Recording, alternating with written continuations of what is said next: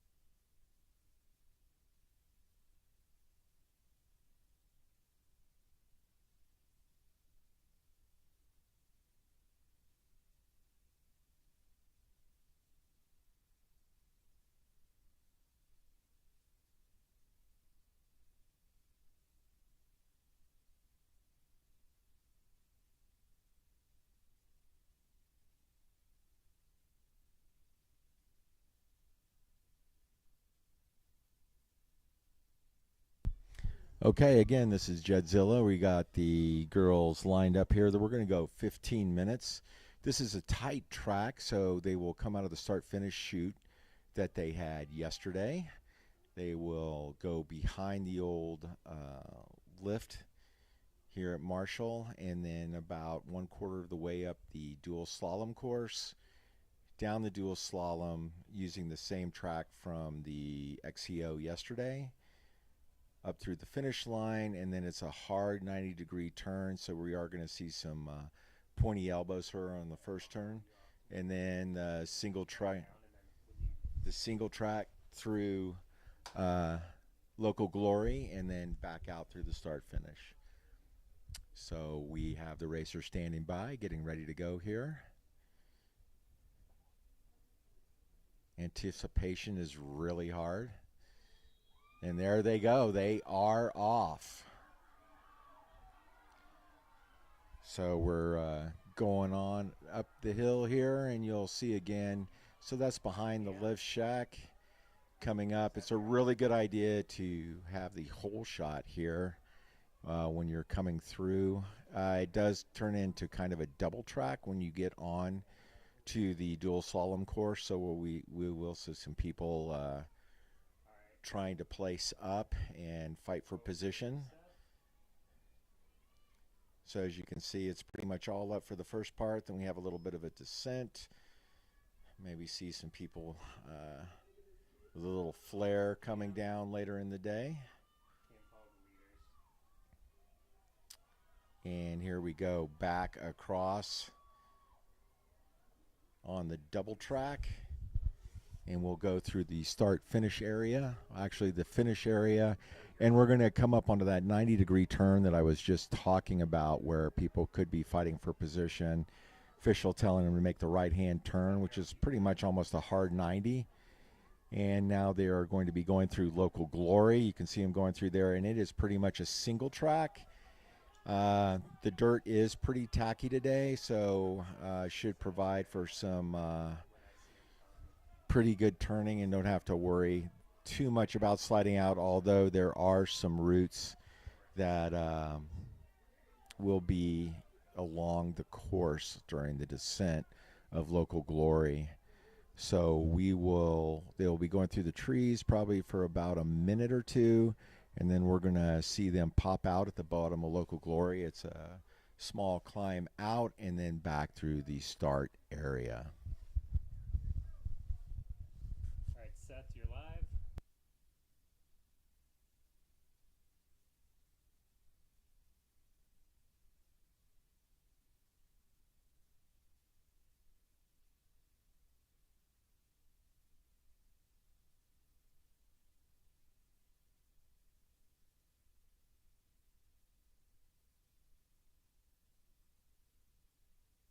All right, we got a lead group of 4 going through the start area right now, back to the climb.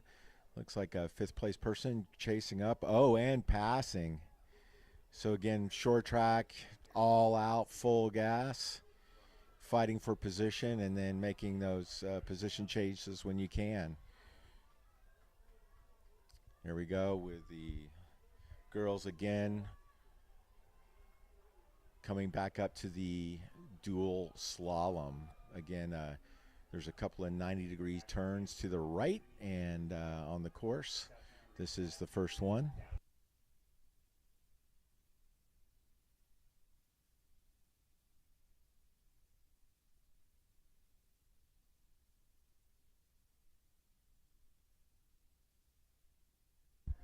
All right, and here we have them going down again through the slalom. You can see some people are pretty much taking the right-hand lane to go through there. We're not seeing a lot of people taking the left-hand course.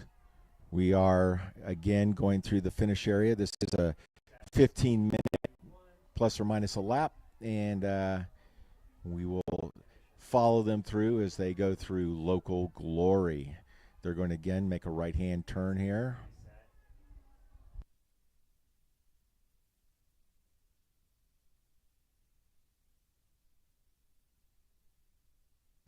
All right, as they head into local glory, this is a single track. We do have some separation. Looks like we have 3 and then 2.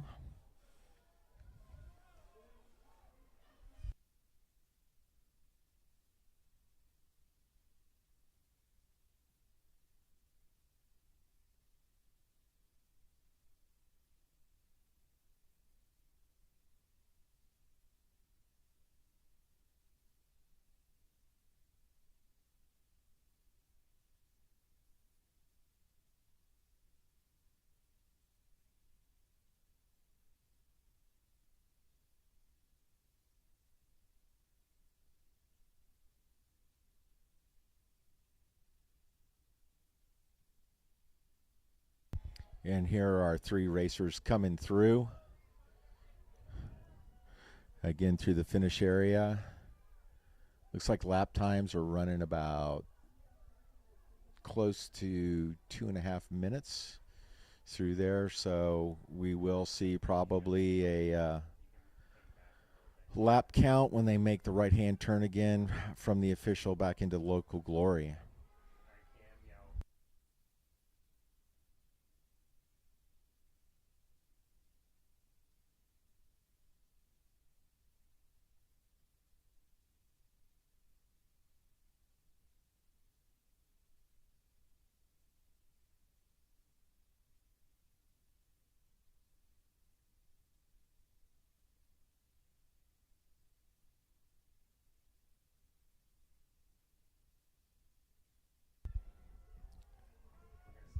This climb, there will be some attrition as we go through. Looks like I believe we have a bear rider off the front. Again, through the dual slalom course. Trying to ride that speed out. There is a little bit of a tricky section right where that rider just went through. That can cause some slippage. We did have a rider go down yesterday on the XCO course in that same area. That could get rutted out earlier in the day, but for right now, doing really well.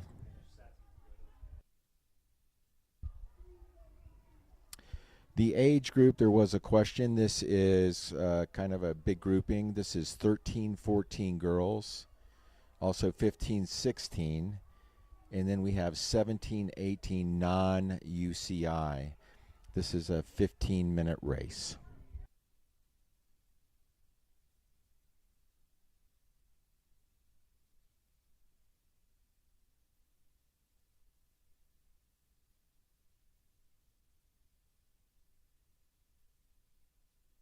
Also, if you click on the, I believe, more button on the description, you should be able to see the schedule of the race today. So we will let you know who's racing. We'll let you know who's racing as best we can today.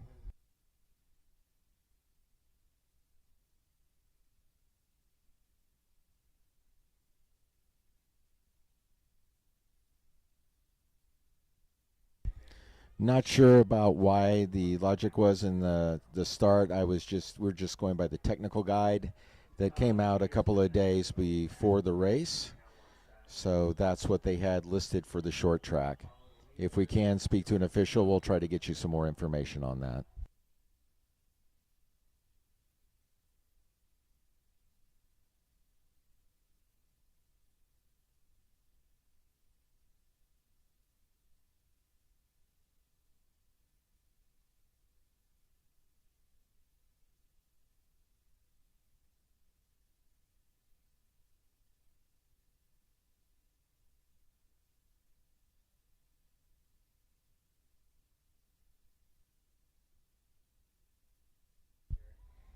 We are trying to show you some of the chase group that is going through.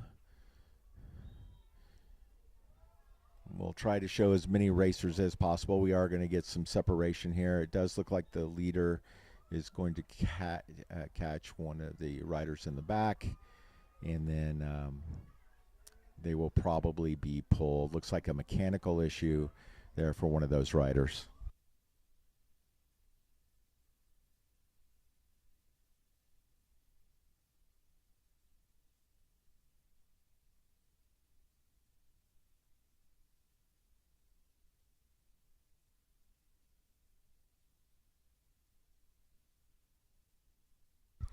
Leader is one of the Linton girls from Missoula, Montana, leading out on the short track.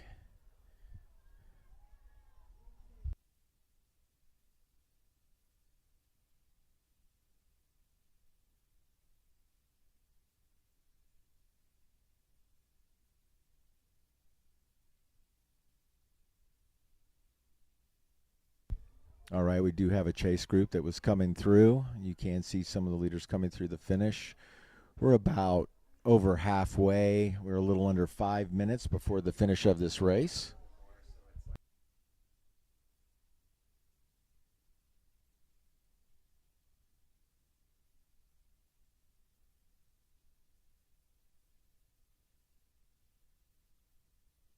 Here we are. This is a big group coming through the descent on the dual slalom. Leader has quite a bit of a lead coming through the start area right now.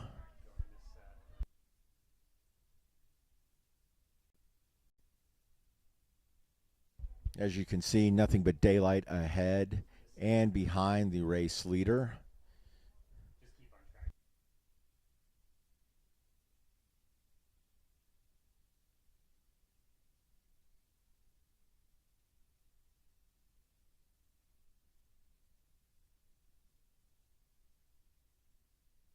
We do see some people entering local glory here.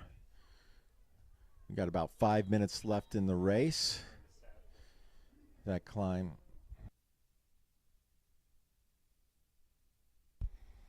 Once a racer is lapped, they are pulled from the short track, is my understanding.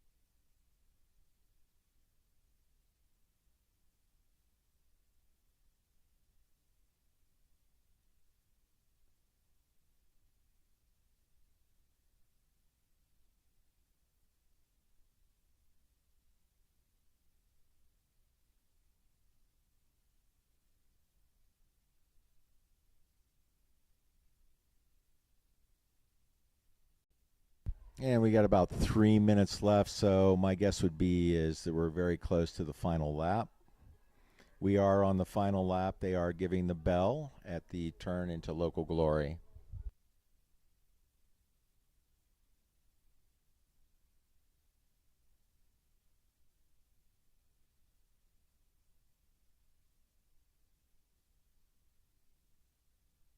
So we do have the race leader coming through the start area and very close to coming to the finish. They'll have this one last climb coming through the dual slalom area, small descent, and then a little bit of a road climb and into the finish area.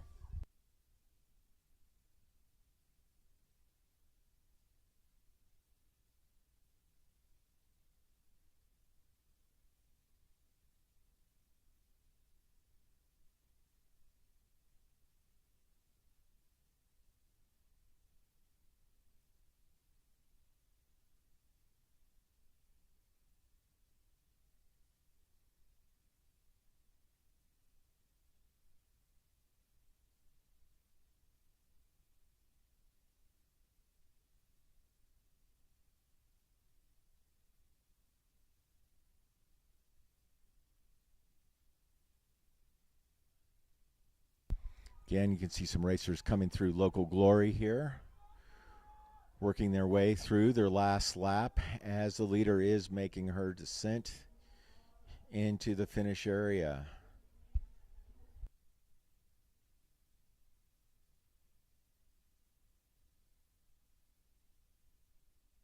And here we go, coming through the finish. And there we go. Let's stay on set.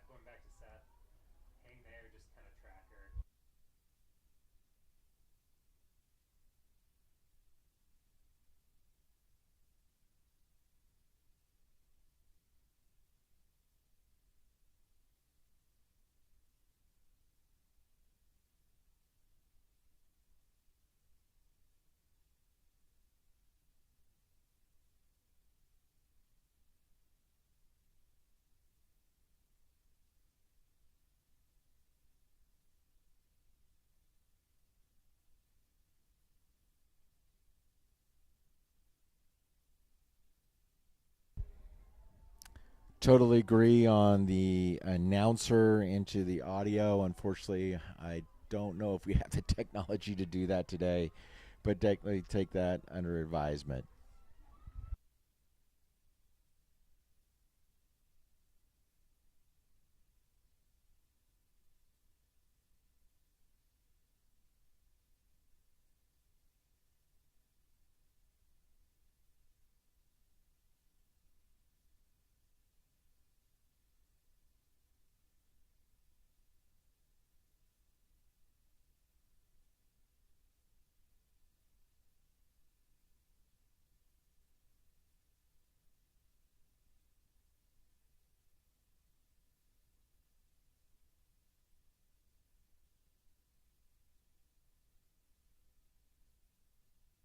And we do have a sprint coming up. Finish, it looks like, for a couple of racers here.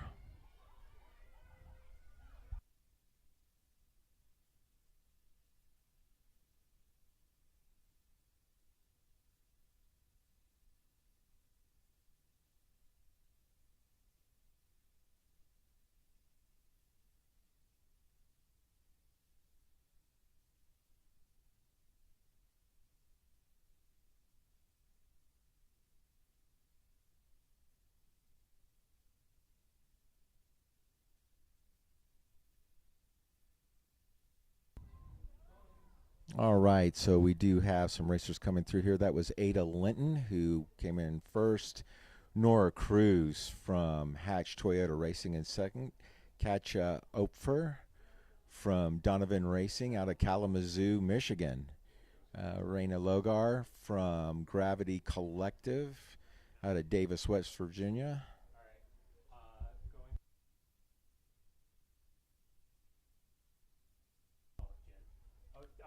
We do have Elsie Linton came in first in her age group, followed by Payette Spagenberg.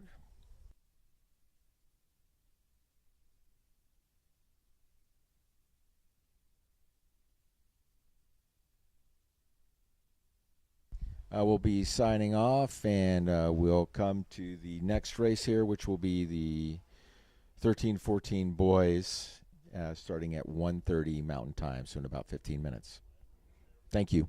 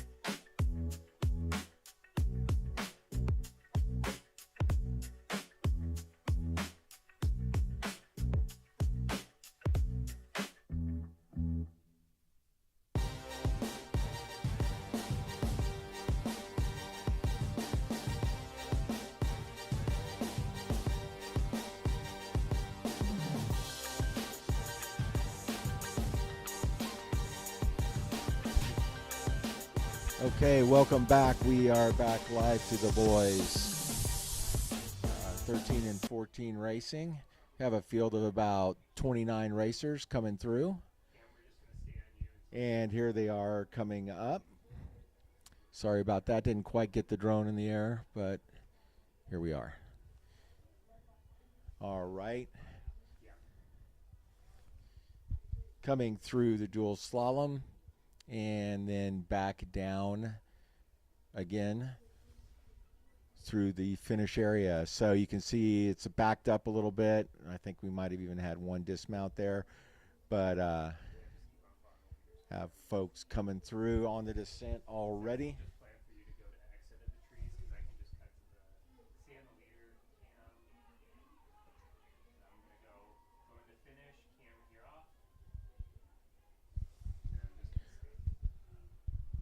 All right, as we have, looks like a group of about 6 racers that have broken away from the other. They're getting ready to enter into local glory. See them coming through here. We have had some rain. We also had some mud kicked up on our camera and cleaned it up as best we could. So again, you can see the separation as people try to make that turn, right-hand turn through the finish area and into local glory, which is all single track. There is a little bit of a climb through there, and then it's a descent, couple of switchbacks, and then you're back out of local glory, racing up through the start area.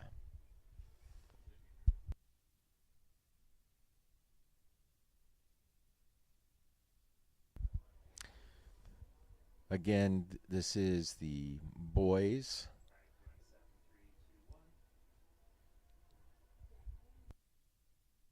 Boys 13-14 short track.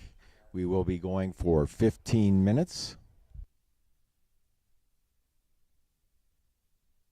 We do have a group of 5. We have 7th and 8th trying to catch back on. You can see how the dirt is being kicked up a little bit there through the start area.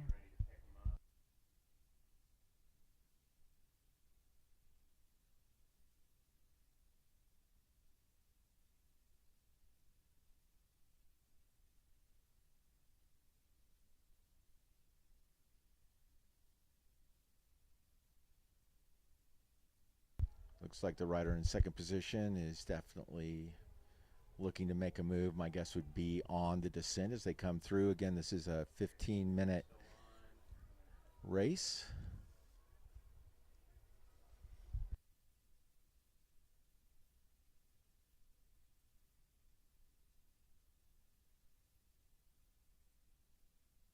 Again, it looks like the racers are taking more of that right-hand track on the dual slalom and avoiding the left-hand track pretty much altogether. That seems to be the line, as we do have a breakaway of 2 coming through the finish area.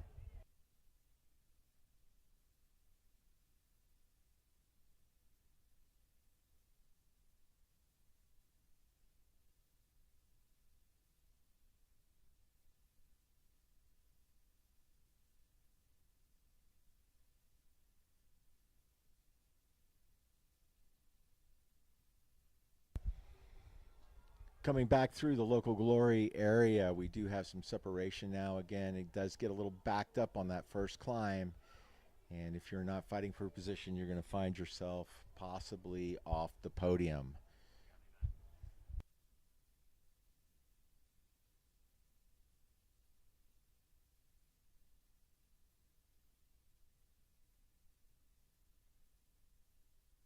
So it does look like we have Isaac Sproul and Jake Huzar, Team Booger and Tribe National are your first and second racers, followed by Daniel Flickinger from Kimberly, Idaho, Eddie Silva from Delta Development, Elliot Knox from Molly Maid Bryan Health and Healing, Weston Elkins from Elkin Brothers Racing, Everett Cruz from Flagstaff, Ryder Lindenberg from MTCX Rangers, and Elkins from Elkin Brothers Racing, and Thies Lloyd from Sun Valley Devo. That is your top 10 right now.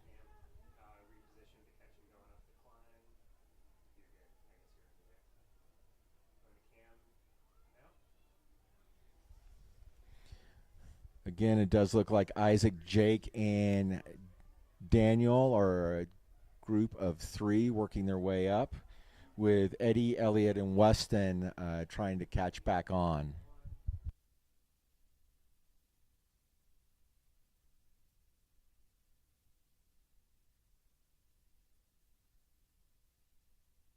So Isaac is on the lead from Team Booger, followed by Jake Hussar and Daniel Flickinger. We have the second and third position are both from Idaho, with the leader from Medical Lake, Washington.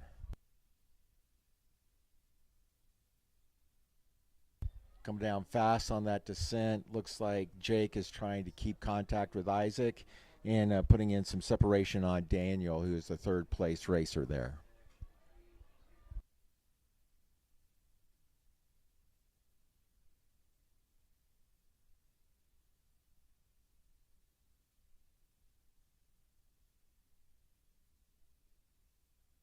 Again, coming back through, these are your three leaders. Team Booger Tribe National and Daniel from Kimberly, Idaho.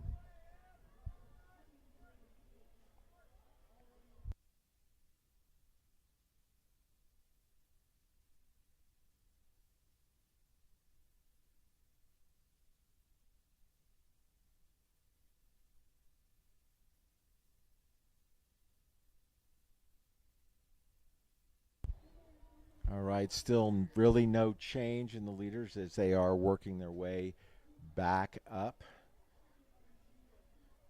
into the start area and then through the dual slalom. Here they are. We can see the group of three. It looks like Daniel was able to work his way back.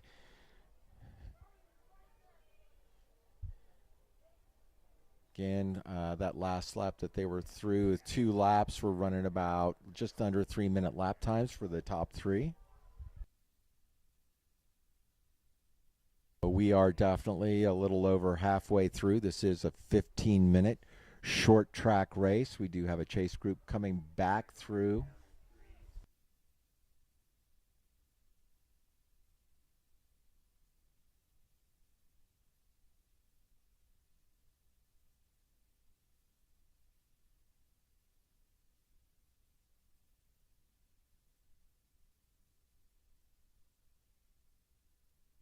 Again, it does look like the Tribe National Racer and the Daniel from Kimberly, Idaho are maintaining contact. We will see if it'll be a 3-up sprint but for the finish, but right now boys are working to finish up their third lap, and we'll look at the times as they come back through.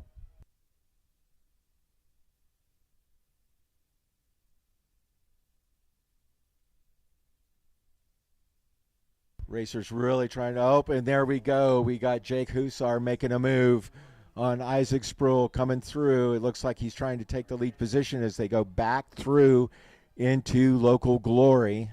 So a change in positions there as we go through the finish area with Jake Hussar coming ahead, and now we see them going through local glory. Pretty nice tactical move there, looking for the passing lane and taking advantage of it on that little bit of a climb up through the finish area.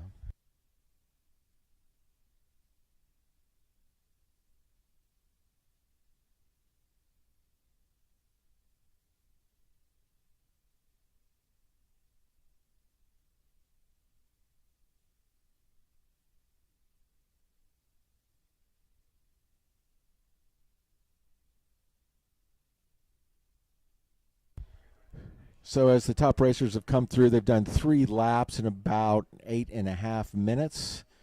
So they are running well under a 3-minute lap time. So going really there. Oh, it looks like there's been another change in position as Team Booger is out in front. And I don't know if that is Jake or Daniel in the second position. I don't know if something happened in the woods there.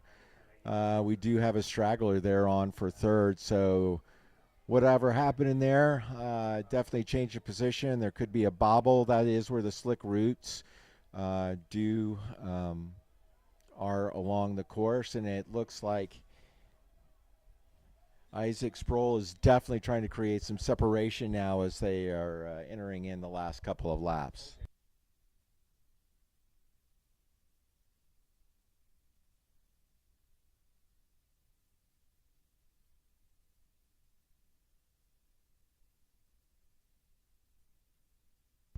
Quite a bit of separation now as he enters into the climb and will begin the descent down the dual slalom.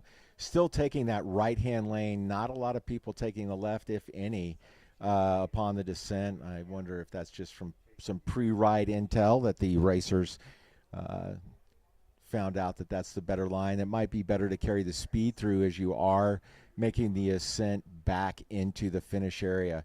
Incredibly large gap now by Isaac Sproul from Team Booger, and we'll see what the shakeout is here and what the splits are as they come through the finish area.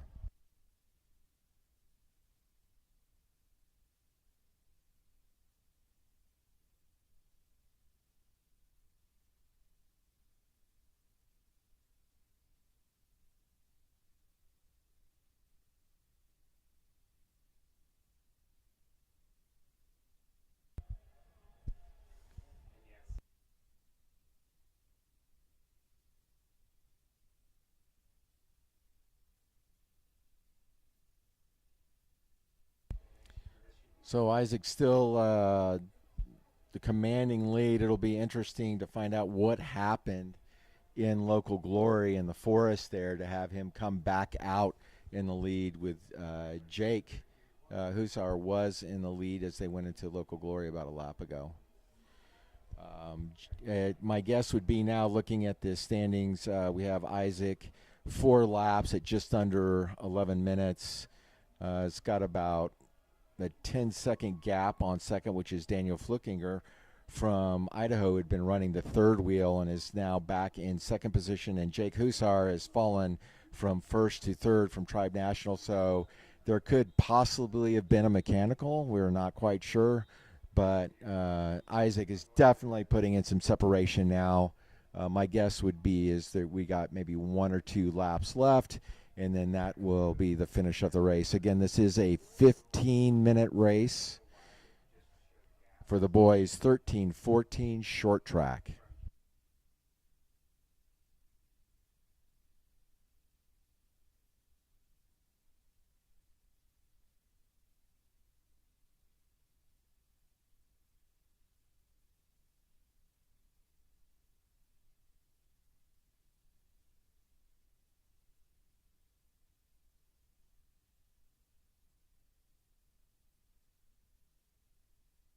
You can really see the separation now that Isaac has on the race, carrying his speed through as he goes through the start-finish area, probably for one last lap. We'll see if this is in fact the finish or not.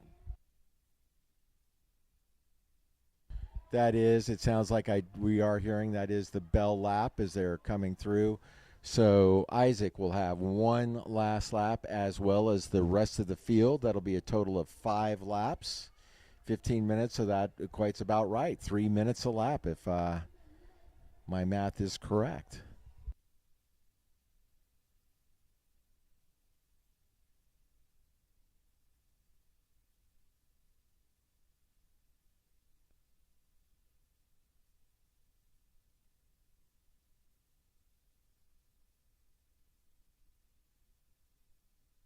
Do you have some battles for the podium going on through here as they work their way through? The top 3 leaders have now made their way through with 5 laps. Again, Isaac Sproul from Team Burger. It looks like Jake Husar has come back into second wheel from Tribe National, and Daniel Flukiger is again in third position. We have Elliot Knox, Weston Elkins, Ryder Lennonberg, Eddie Silva, Everett Cruz, T. Howell, and Thies Lloyd round out your top 10.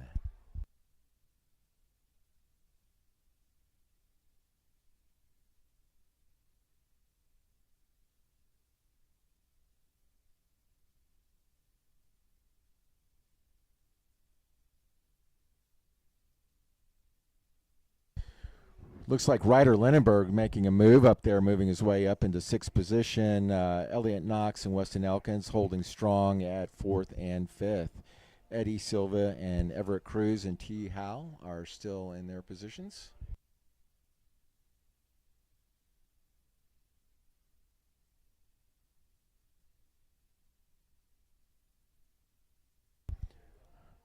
Isaac Sproul still holding on to his lead as he's widened the gap now to 13 seconds.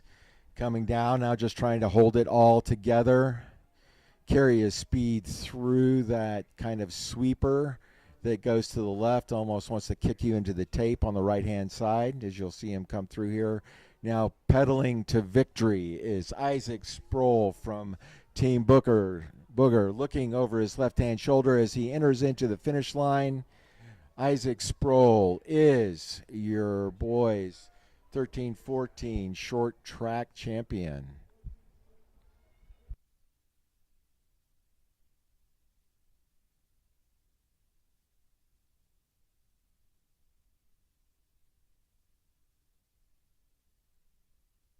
And you can see now how they have just put it all the line. Isaac and Jake breathing hard. Looks like Jake's holding his shoulder there. I don't know if he ran into a tree or something like that when he was in Local Glory. Totally gassed, put it all out there for the 13, 14-year-old boys. So again, your top three: Isaac Sproul, Team Booger; Jake Hussar from Tribe National; Daniel Fleckiger from Kimberly, Idaho.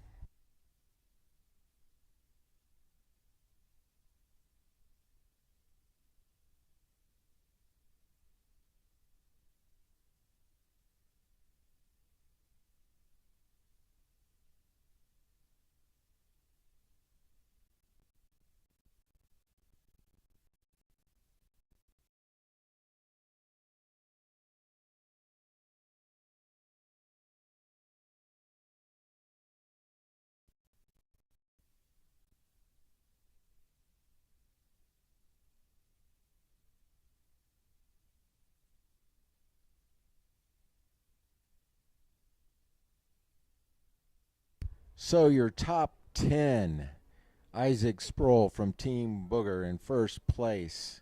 Second, Jake Hussar from Tribe National. Third place, Daniel Flickiger from Kimberly, Idaho. Fourth place, Weston Elkins from Elkin Brothers Racing. Ryder Lindenberg had a great race, moved up quite a few positions in fifth place from the MTCX Rangers. Sixth place, Elliott Knox from Molly Maid Bryan Health and Healing. Seventh place, Eddie Silva from Delta Development. Eighth place, T. Howe from Team Rocket Revolution. Ninth place, Everett Cruz from Flagstaff, Arizona. And in 10th place, Teese Lloyd from Sun Valley Devo. So we are going to sign off. Our next race will be in about 15 minutes, I believe. Let me look at the old schedule here. We have a 2:10 start, which will be the 15-16 boys short track. We will join you shortly. Thank you.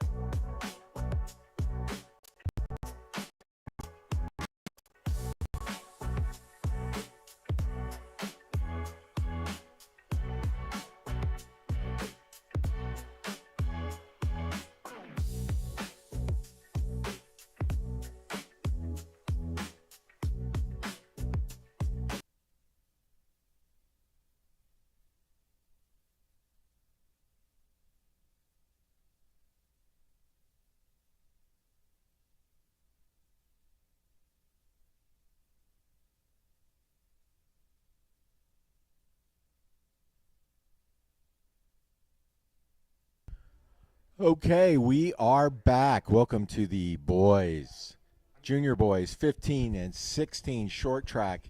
This is probably the largest field or one of the largest fields we will have today. 75 racers for the call up list. You can see the umbrellas out. We do have a storm cell that's moving through the area. I will warn you that the signal might get a little choppy, but we will do our best to give you the best broadcast that we can.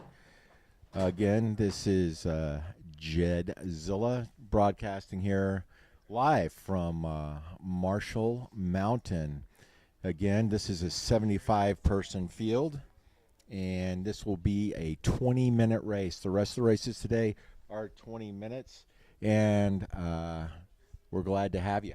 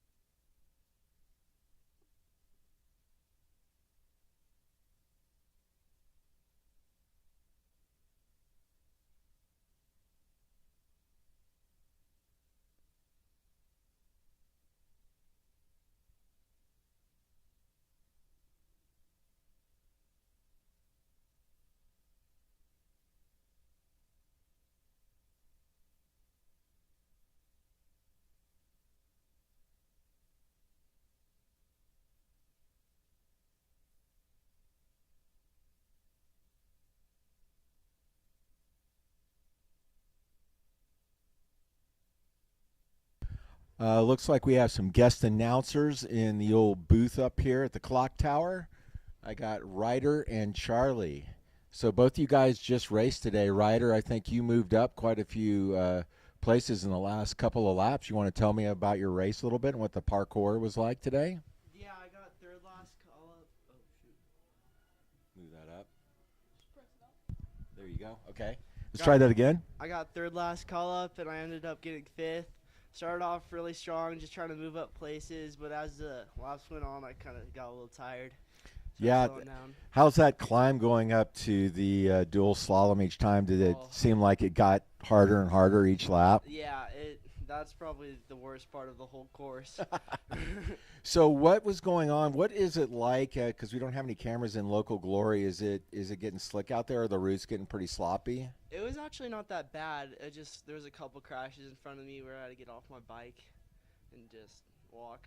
So there's some people that had to dismount in that area that just like lost control. Well, I don't know, lost control, but just couldn't hold their line and came off the trail.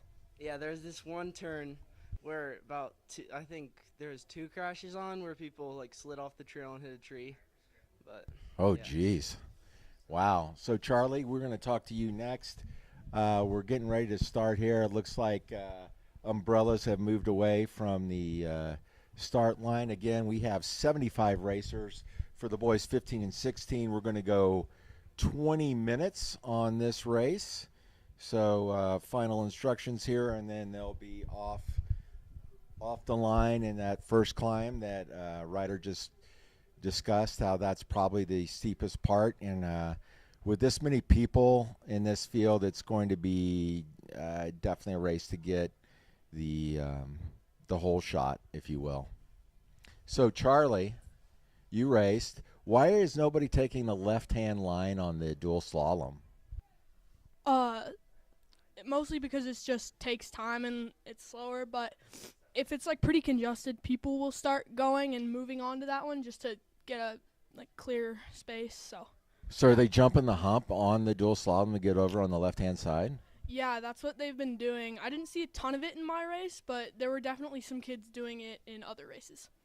That's really interesting. That the right hand is definitely the faster way to go down if it's not backed up. Yeah. So, also, Charlie, so were you in the same race as Ryder, or were you the race before? I was in the same race as Ryder. I started a little bit before him and kind of faded back because I'm tired from yesterday and stuff. Yeah, how many laps did you do yesterday on the XCO course? I did 2 laps.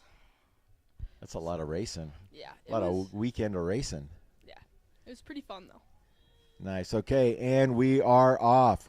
Boys 15 and 16 as they go through here. So what are you thinking when you're going up this hill?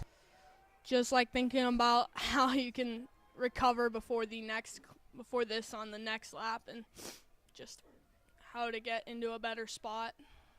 Was there a lot of jostling in your group as you're going up this climb? Like some people maybe like lost a gear or something like that, and you're having to pass around them. Yeah, there was some of that, and just people jostling around a lot. Before I started, my coach just told me to be patient and go with that like slowly and just wait, and then get it going later laps and pass. That's good advice, and it looks like we did see somebody jump over to the left-hand side as it did bottleneck a little bit. We are going to again see some elbows maybe get a little pointy here as we make the right-hand turn into Local Glory. So what were you thinking the first lap when you're going into this right-hand turn? Just trying to get past some people into a good spot. Sometimes it'd be a little rough, just sprinting really hard before you get there to get into a good spot. Right, because it's pretty much no passing once you get in there unless somebody has a bobble. Is that correct? Yeah, that is correct. Ryder, you got anything to lend there as far as that first lap, what you're thinking and what you're going through? Yeah, what I said, like I had a really bad call up, so I had to pass a ton of people on that little grass section where it widened up, and it was kind of hard getting back into the flow of like traffic because everyone was so next to each other in a line, and I had to bump in, and people just kept going. So. Yeah, it's sometimes, and we see someone that was walking through there. Again, this is really hard. Now we see the gruppetto. It looks like we got 6 people out in front. A little jostling. You can see they're fighting for position. Looks like we're actually going to have more of like a top 10 as they're working their way through. So you've come through Local Glory. You got your first lap under your belt. What are you thinking as you're coming around on your second lap? Just like maintaining a pace, trying to move up places. Still quite a bit far from the leaders on that second lap. Just trying to move up, keep speed through those corners. Charlie, what are you thinking when you're on your second lap? Mostly just I want this to be over because it hurts a lot. Yeah, I can imagine that. I mean, there's really no room for recovery on this course, it seems like, and you're going pretty much full gas the whole time. Is that correct? Yeah, you're going full gas because it's a pretty short race and you can recover when you're done. It's just absolutely brutal. Yeah, and we can start to see a little bit of separation. We have about a group of 10, a little bit of a gap. Some passing going on here as we do go through the finish area. Again, you want to make sure you're in a better position as these gentlemen here are getting ready to make their right-hand turn into Local Glory. You can see there it's pretty close. It seems like a wide lane turning in there, but it gets really narrow really quick. Would you agree with that? Yeah, it gets super narrow. As you take that corner, it's like you have a little bit of space, but as soon as you're in the trees, it's super narrow then, and lots of roots and stuff. And then what are you thinking? Are you trying to stay on someone's wheel but not like touch wheels, or what's going on there? Probably just keep the people who are in front of you like in sight and hold on to them so you can pass them when you get to the flat after the Local Glory. Cool. So we do have our first time check here. We got Rylan Zacharek from Linear Sports Racing Team. Got Oliver Waldron from Donovan Racing. Noah Schlotnick from Bear National. Will Greger from Carnelian Bay, California. James Melham from Dirt Camp Racing. Park Bishop from Oz Development. Tommy Riley from Rollair Devo, presented by Specialized. Eden Teidig from Wild Rockies. Ronan King Ellison from Rollair Devo, presented by Specialized. And Lucas Kirsch from Rollair Devo. Again, it looks like we are getting some separation within the groups as they make their way onto the dual slalom again.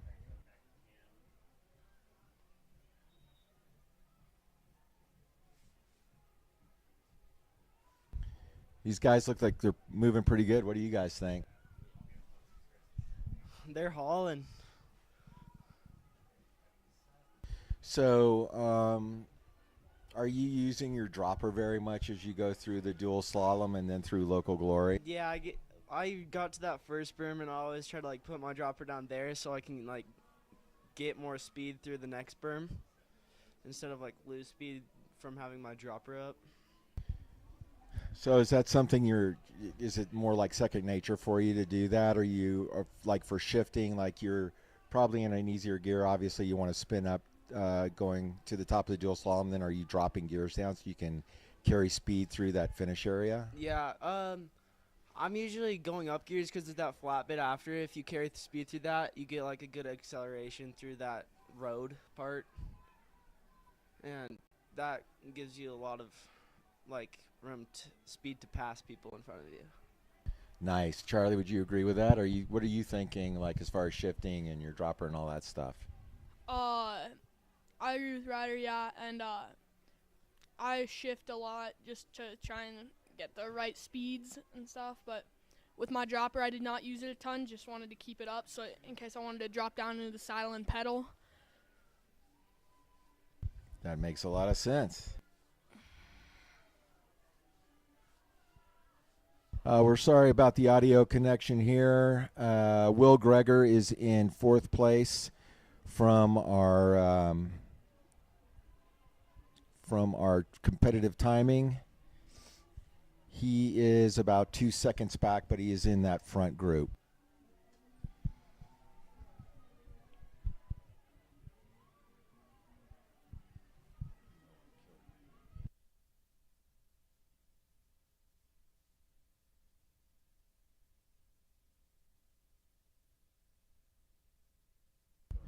Again, a lot of people on course. Again, this is the largest of fields today. Again, also you will see some streaking in the feed. It's just we're dealing with some rain with our transmitters, which doesn't give the best quality for feed, but we're doing the best we can to give you what's going on the course today.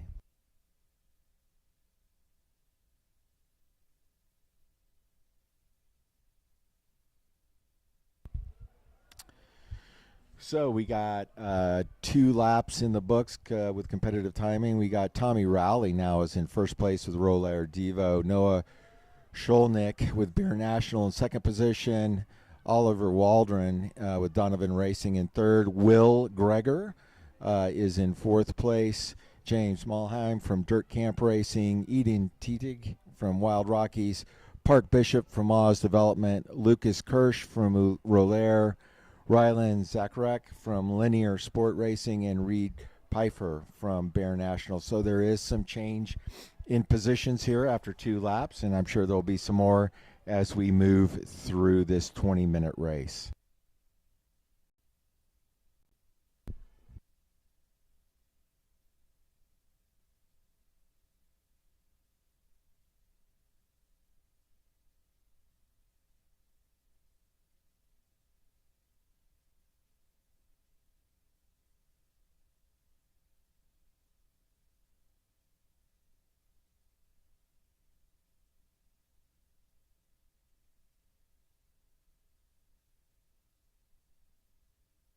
Okay, as we see the leaders coming through again, looks like a group of 4.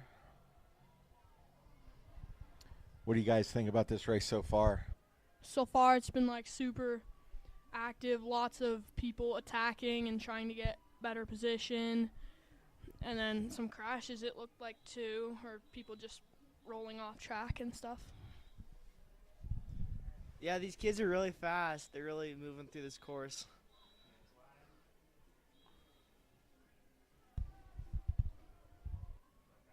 Yeah, they are moving through. Well, we'll try to get you some more results here.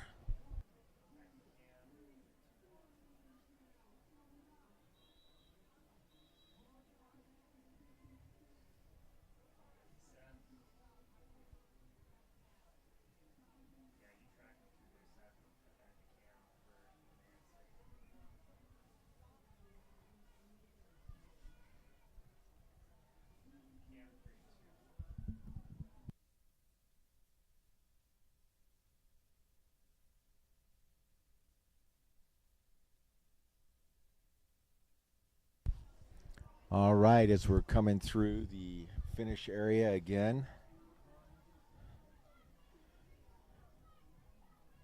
we'll see what the standings are here.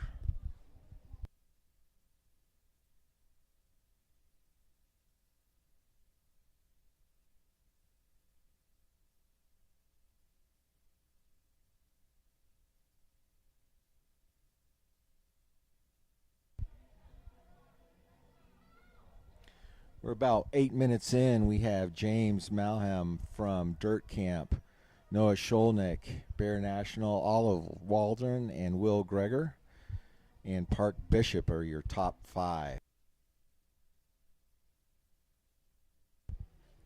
Will Greger is now in first position. We just had an update. Followed by Noah Sholnick from Bear National, Oliver Waldron from Donovan Racing, James Malham from Dirt Camp Racing, and Park Bishop in 5th place. That's with 4 laps. We're in about 10.5 minutes.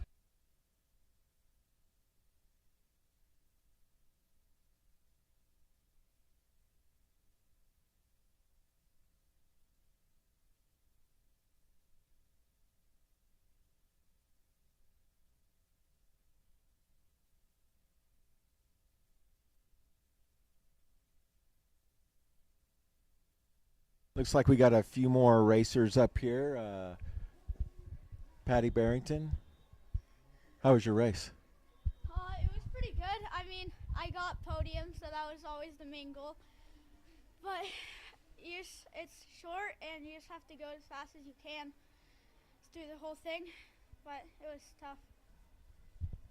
Awesome. All right, would you be ready to do it again in about 15 minutes? I'm not sure about that, but it definitely was fun. But maybe.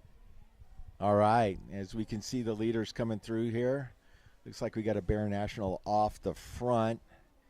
My guess would be that is Noah breaking away here as they're coming through on their 5th lap. Flying in the rain, look at that hard turn, and then followed by the 3 others. So the 5th place rider kind of dropped off here. I think that is Park Bishop with the 5th place.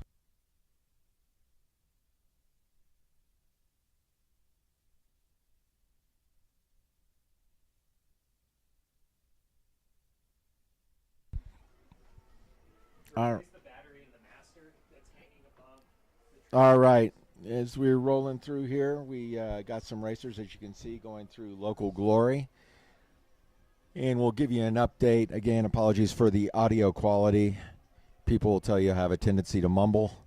So let's see if we can get through the leaders here. After 5 laps, we have Noah from Bear National, Oliver from Donovan Racing, Will Greger in 3rd, Park Bishop in 4th from Oz Development, and Tommy Rowley from Rollair Devo, presented by Specialized, in 5th.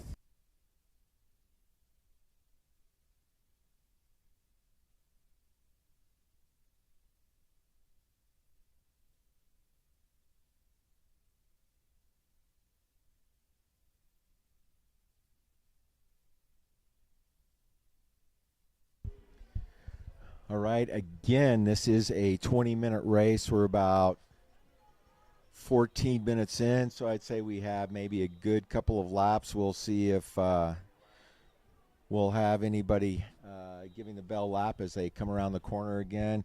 Again, Nora Sholnick from Bear National really putting a gap in on Oliver Waldron there from Donovan Racing. I would say he has a good maybe 4-second gap. What do you guys think? I think he's got a good gap. If he can just stay away, he might be able to hold that for the rest of the race and take the win. Yeah, we'll see here if this is the bell lap or not. Looks like they are going to have. Yep, this is the bell lap, so 1 lap to go. Were you guys really happy to hear the bell ringing when you went through the last time? I got pulled before I could get a bell lap, but I think Oh, Ryder no. got the bell lap, so. Yeah, I got really excited. I was like, oh yeah, it's about to be over. Just gonna put everything out on that last lap. Is that what you're thinking when you hear that bell? Is like you just want to go, Yeah. just whatever I got to give it? Yeah, like it's gonna be over soon. Just go for it. You're almost done. Nice. Okay, with 6 laps in, we got Nora Sholnick from Bear, Oliver Waldron from Donovan Racing, Will Greger holding strong in 3rd, 4th place Park Bishop from Oz Development, and in 5th place Tommy Rowley from Rollair.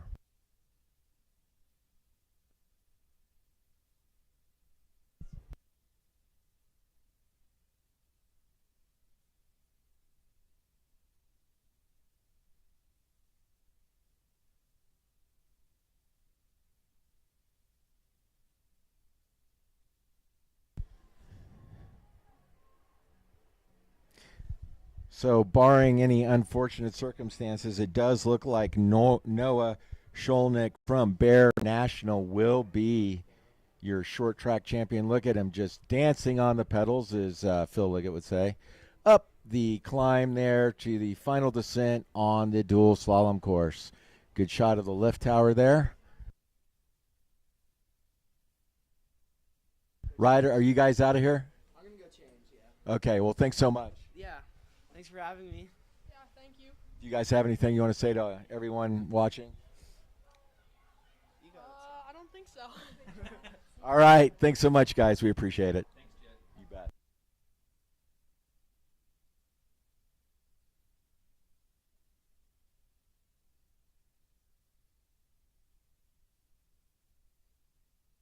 The finishing chute, like a bunch of people coming down. So Noah Sholnick is your champion, followed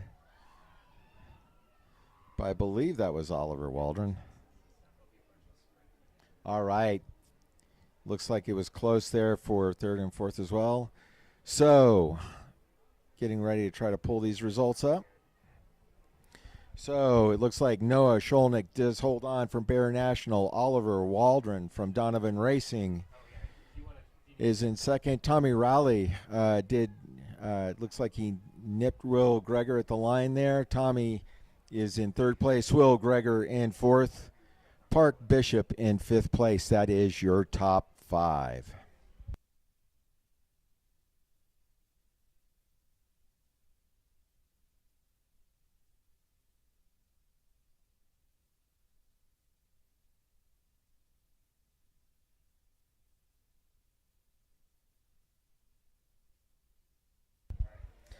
All right. Well, thank you so much for tuning in. This was a wild and woolly race. As you can see, it is still raining on course. We got a little bit of sun. We got a little bit of rain. Hopefully not too much rain, but it is coming down fairly steady. We do appreciate you watching and tuning in to the racing here at Marshall Mountain in Missoula, Montana. We will be back at 2:50 Mountain Daylight Time to broadcast the 17 and 18 non-UCI boys short track. Again, that'll be a 20-minute race as well. Again, thanks for watching, and we will see you soon.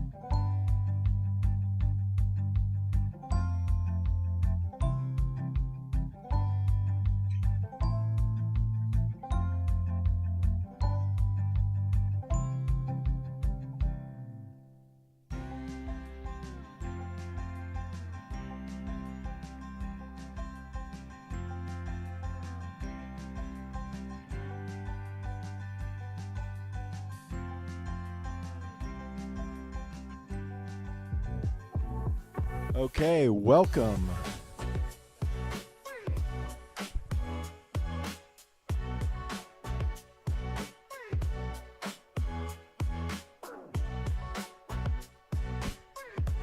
Welcome to the boys 17-18 non-UCI short track. This will be 20 minutes.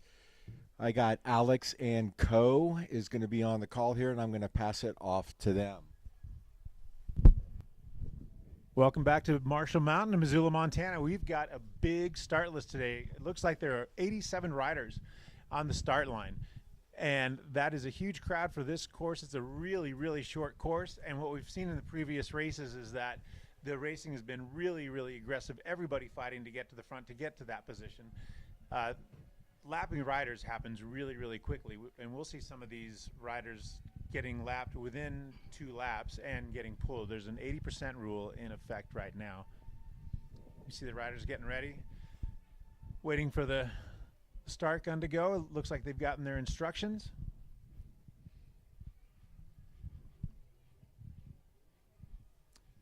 The start to this race starts off on a really, really steep, challenging climb and comes straight into a dual slalom. There's two lanes on the dual slalom. The right-hand lane comes up the quickest, but if you are really eager to pass, you're going to take that left lane as well. All right, I have got a nice crew of expert, experienced announcers here. Just to my left, Gilly Millar. Next to her, Ellen Davis, Bud Miller, and Nico LaRubio. Gilly, you want to introduce yourself? Oh, hang on a sec. Here they go. Our racers are off, and we're going to get some great insight from our expert commentators here. Looks like we got a Donovan racer out in the front, making a really quick start, charging up that hill. These riders are really moving, and they know they've got to get to the front early.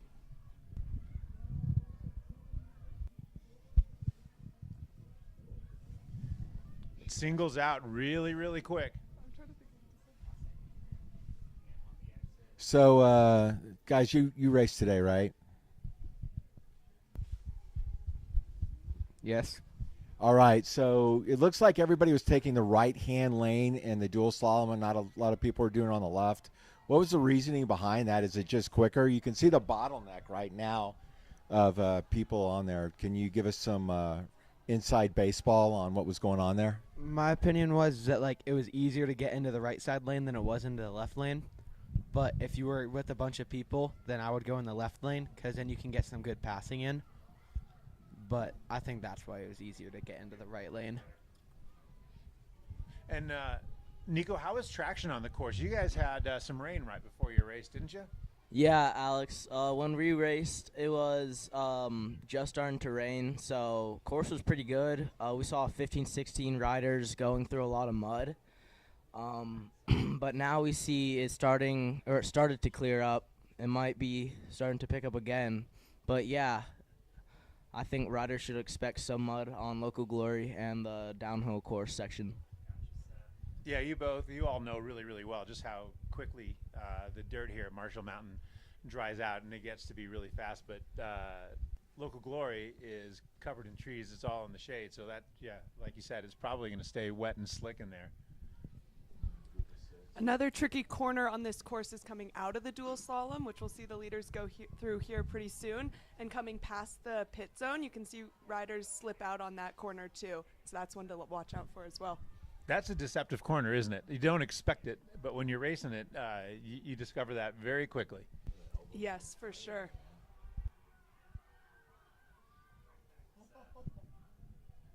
Gilly, what's your preference? Short track or XCO? This might be a hot take, but personally, I'm a short track fan. Hard racing, it's fast. Got to throw some elbows. Get up in the front as quick as you can. That sounds like your style of racing. Yeah, that's perfect. Excellent. All right, we got a tight group heading in here into the dual slalom, lap 2.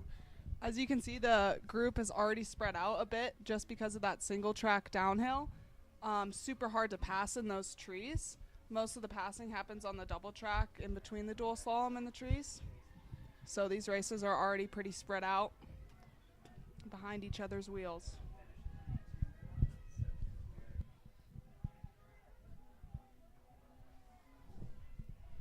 So, Bud and Nico, when you were racing this morning, how easy was it to pass on this double track coming into the start-finish line? It looked really, really fast. I don't know if it was easy to pass or it was just the speeds are so high it made it difficult.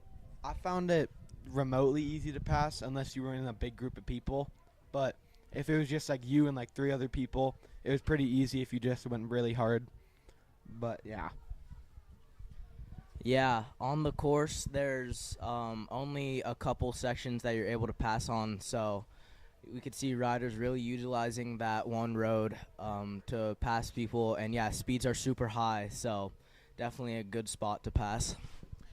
All right now in the lead, we've got Aiden Volumuth, followed by Caton Crotinger, Ben Garmine, Addison Watley, and Ethan Wood. Ethan Wood is our winner from yesterday's XCO.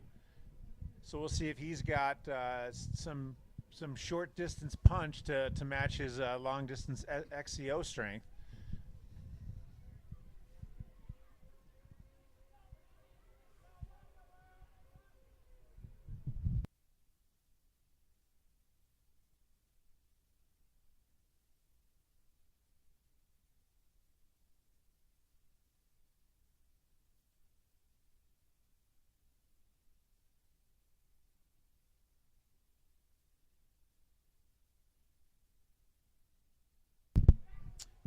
All right, 17-18s are running 20 minutes. We see our lead riders back up on the dual slalom, and off in the distance, I can hear that whistle from riders already getting pulled. So with this many riders on course, it is not a surprise that it gets strung out far enough that within 2 laps, riders are being pulled from the race to keep the lead riders safe.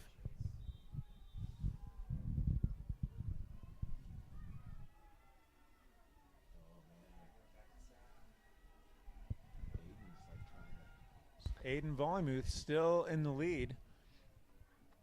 Looks like Aiden was putting in a dig going up that road, trying to get a gap on some of these riders and string it out as much as he can before this little single track of Local Glory.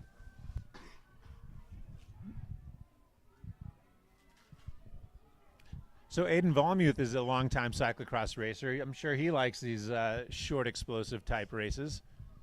Yeah, Aiden Volumuth races lots of cross, lots of road. Yeah, all the way from New Jersey, too. So coming quite a far ways to get to Missoula here this weekend. Yeah, this is really impressive to see the start list and all the different states and Canada where folks are coming from, including all the way up in Quebec, which is really cool to see.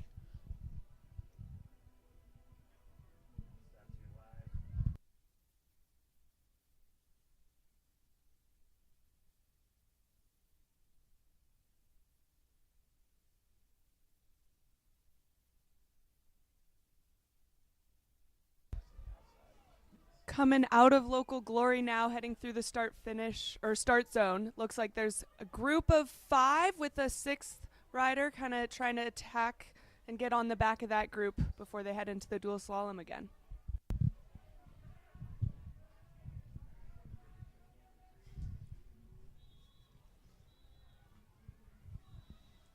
Oh yeah, that group of 6 is really going after each other. They are not backing down.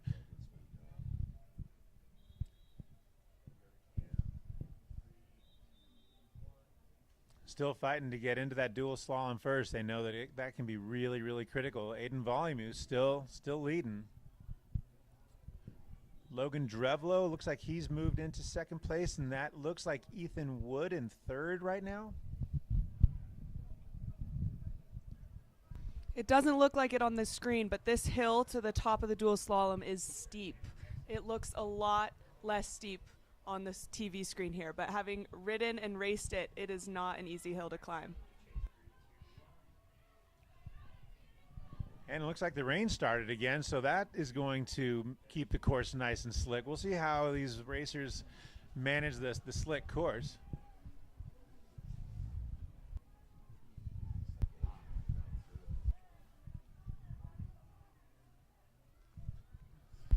Gilly, do you like racing in the rain? I do like the rain. It adds a fun element. Well, you are a cross racer, so I guess I'm not surprised. Makes things more exciting. Bud, Nico, you like racing in the rain? Yeah, it's definitely a different experience. We saw at the 6-hour race there was super dry conditions, super hot conditions, and this is just totally different. Lots of rain, lots of mud. So yeah. So you're talking fun. about the 6-hour race that was held here a few weeks ago up here at Marshall Mountain. Yeah, the 6-hour race was super dry and not nearly as what it is now. And everything was just like not nearly as fun as in the rain. I found the rain a lot more entertaining. Yeah, I was talking to one of your buddies, another Nico from Team Stampede, and he said he actually really likes racing in the rain. And this lead group of 6, they must like it as well. They are flying. Yeah, we could see this lead group of 6 really charging up this hill, about to get onto this little double track before they make one of their final climbs until dual slalom. And it looks like a change in lead.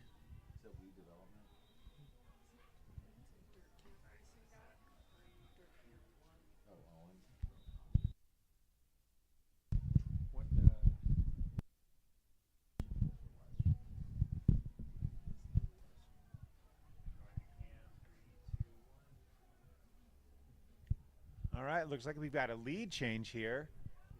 I am guessing that is Isaac Cole from We Development. Followed again by Logan Drevlo, Aiden Volmuth, and Ethan Wood. Boy, Aiden, he likes his start stretch. Yeah, Alex, I think some of these riders find it pretty important to get in front on this local glory section. It is kind of a long section of single track, and especially if there's slick roots or the rain is kind of impacting the ground on this section, it could be important to get in front of people to avoid any mistakes or anything. Yeah, that was a big move by Aiden. He got into the woods first again.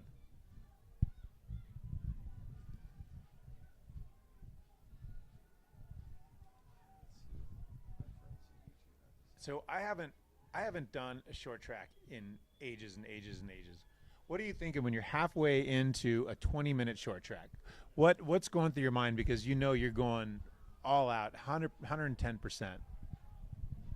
I think it's harder to go all out in a short track, but it's definitely a lot more fun than just going easy in like a longer race.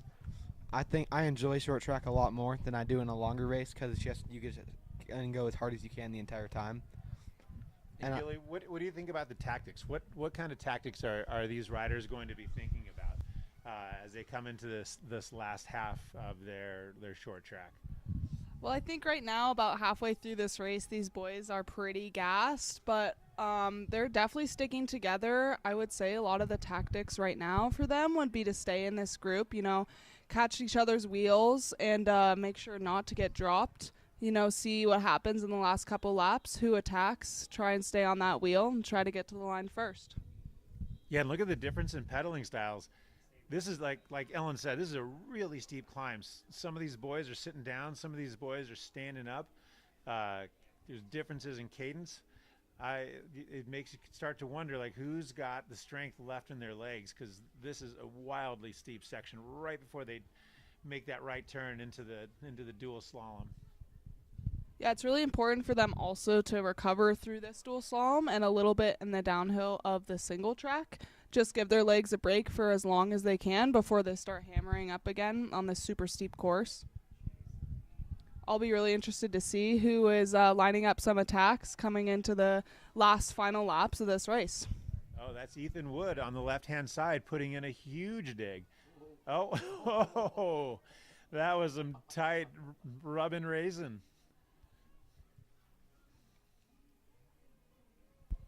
Yeah, we just saw there 2 or 3 riders just fighting to get position just before the single track. It's super vital to get ahead in this section, because we saw in earlier races lots of people were getting choked up on the roots and the mud, and there's some technical features for sure. So yeah, really important to get ahead. So Nico, I heard that in your race there was a big bottleneck in those woods, and people came to a stop and were putting their feet down. Yeah, we had a group of 5, maybe 10 riders. One rider couldn't clear this one section, and yeah, had to put a foot down, caused kind of just like a domino effect on a bunch of other riders. I was caught in them, and so yeah, we had to walk a little bit of a section. So yeah, like I said, super important to get good position through that.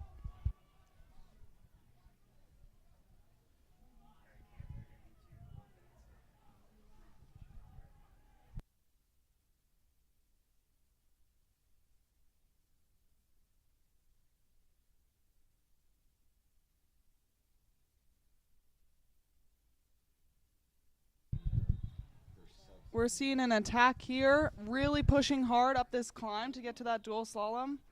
I want to say that's probably Isaac Cole from We Development, followed really closely by Aiden Volumuth. They are driving.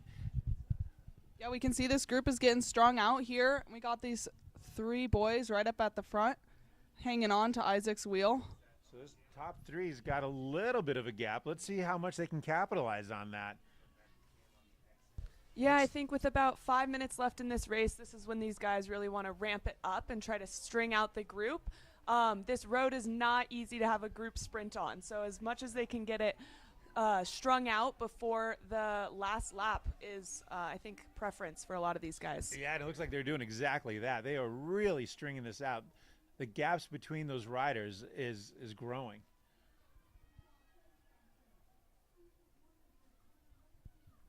Is there a fine line like here?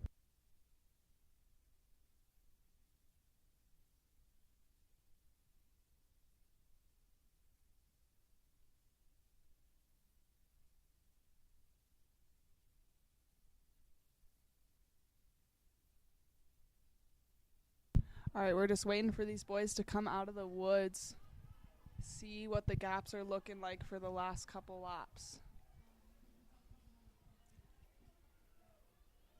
All right, on that last lap, it was Isaac Cole leading, Aiden Volumuth, followed by Logan Drevlo, Ethan Wood, Owen Carter-Lemke, Caden Crotinger, Aaron Connolly, and Chad Brown were the top 8. And here they come out of the woods again, heading out through the start stretch. Looks like those 2 have still a little bit of a gap on the other 2, but it's kind of a group of 4 now.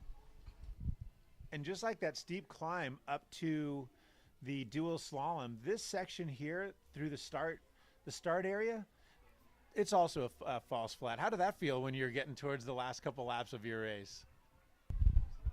I kind of enjoyed the false flat because you can just get going really fast on it, and it kind of like slingshots you into that climb going into the dual slalom. And with all that speed, it's just like you can get right out of that climb and then right into the dual slalom. And about there, you're almost done with climbing for that lap. That's impressive. So you're able to carry that speed. Yeah. Wow. Looks like Aiden is hammering on the front right now with Logan right behind him, heading into this dual slalom corner. Just trying to recover through this one corner before they hit that stretch into the single track. Yeah, we could see the clock slowly ticking away to 20 minutes, and we still have this group of 3 here. I bet the boys are starting to think strategic. What do you think the strategies might be? Right now, it looks like Aiden's strategy is just simply to attack and just put in as big of an effort as possible. I believe it is 2 laps to go. And I think right now, after hearing that whistle blowing and riders getting pulled, I would guess that the only people left on course are going to be just the top 20 riders remaining in this race.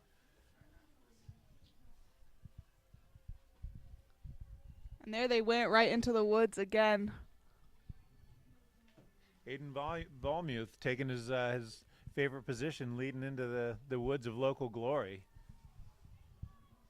Still raining outside. I'm wondering just how slick it is and what these riders are doing to adapt. I know a lot of the riders earlier were talking about lowering their tire pressure to make sure they were able to maintain that grip. And here comes Aiden out of the wood with a big gap here in front of our other riders. Let's see if he can hold this to the finish line. Wow, he's really opened that gap up.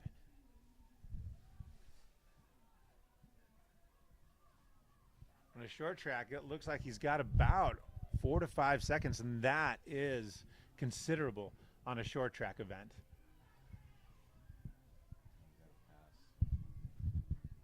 I think that was Ethan Wood going around Logan Drevlo, heading into this climb for the dual slalom.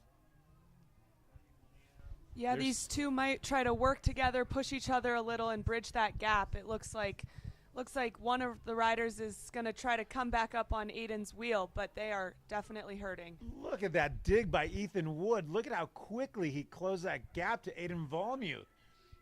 Right back on his wheel. They look tired. They are tapping into the reserves right now. Given everything they've got, their legs have got to be screaming at him right now.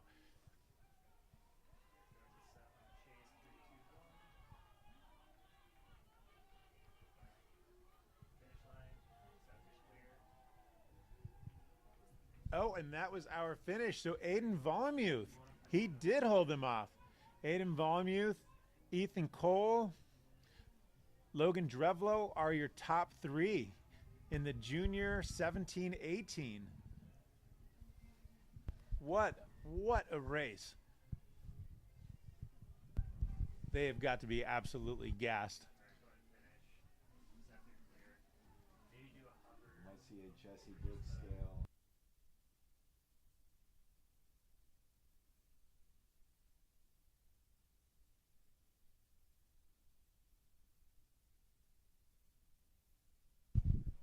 Top 5. So, Nico, Bud, what does the rest of the season hold for you? What do you have coming up? Missoula Men is starting up super soon, so NICA League, looking forward to that one. There's a couple local races, and yeah, maybe we'll be traveling. But for sure, cyclocross, we have a couple UCI USAC races here in Missoula, so super pumped for those. Yeah. I think my next bigger race will be the Biggie. I'm excited for that one. And then cyclocross season, which I'm very excited for. So for the folks watching who are not from Missoula, let's start with Mammoths. What is Mammoths? What are the Missoula Mammoths? Missoula Mammoths is our local NICA team where we have practices 2 days a week, Mondays and Thursdays for about 2 hours. And you just one day a week you're at Marshall, and then the next would be at various spot around Missoula. And it's really just fun because you do it all summer, and there's about 4 races. In one of them you have a short track, and are optional to go to, but they're just super fun for everyone. Yeah, NICA's been really, really important here in Missoula. All right, well, we are going to wrap it up for the time being, and coming up next, we have the, let's see, at 3:30, we've got the UCI Women Pro short track, and UCI 17-18 girls are also going to be part of that race. So we will see you just before 3:30 p.m. Montana time. Thanks for watching.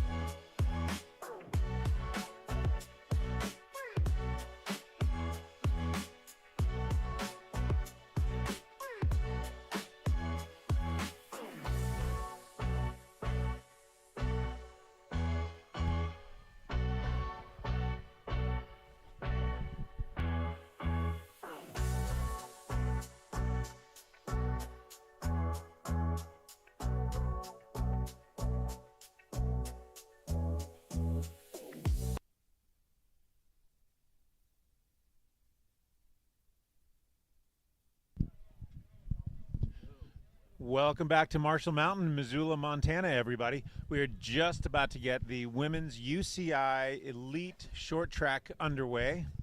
We've got a field of about 30 riders. In this group, we're also going to have some women junior, 17, 18.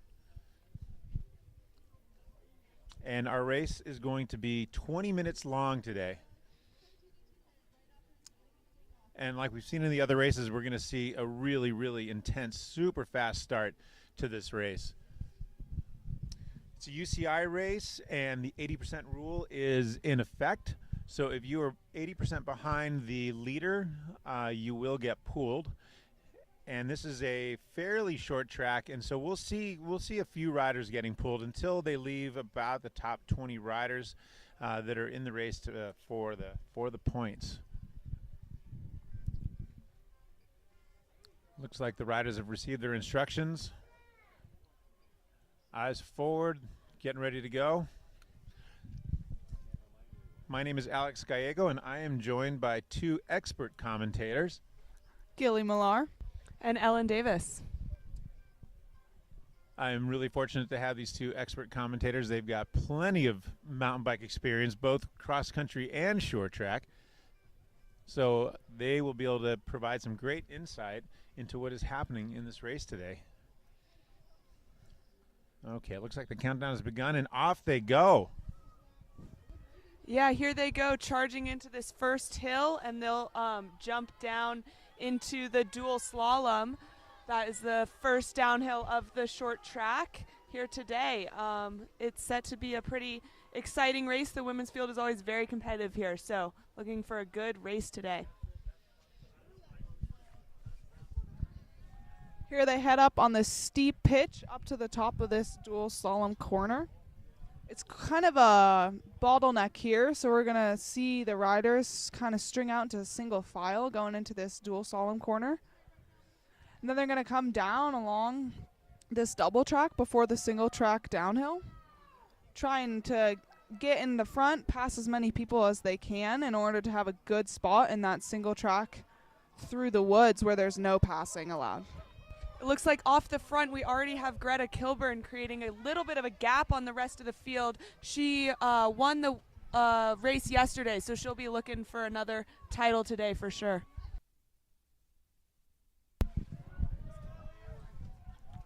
Greta Kilburn with another fast start, just like yesterday. She led wire to wire in the XCO yesterday. It looks like she's going to try and do the same thing in the short track today. So 20 minutes of racing, super high intensity racing. What do you think these ladies did for a warm-up to get ready for a race this short? What kind of warm-up would you expect to see them doing? For a short track warm-up, a lot of the time we'll expect to see a lot of hard intensity sprints just to get those legs warmed up, get that blood pumping right before they head to that start line, because it's only 20 minutes, so it's really just all out, trying to, put your foot on the gas and really get up into that front group.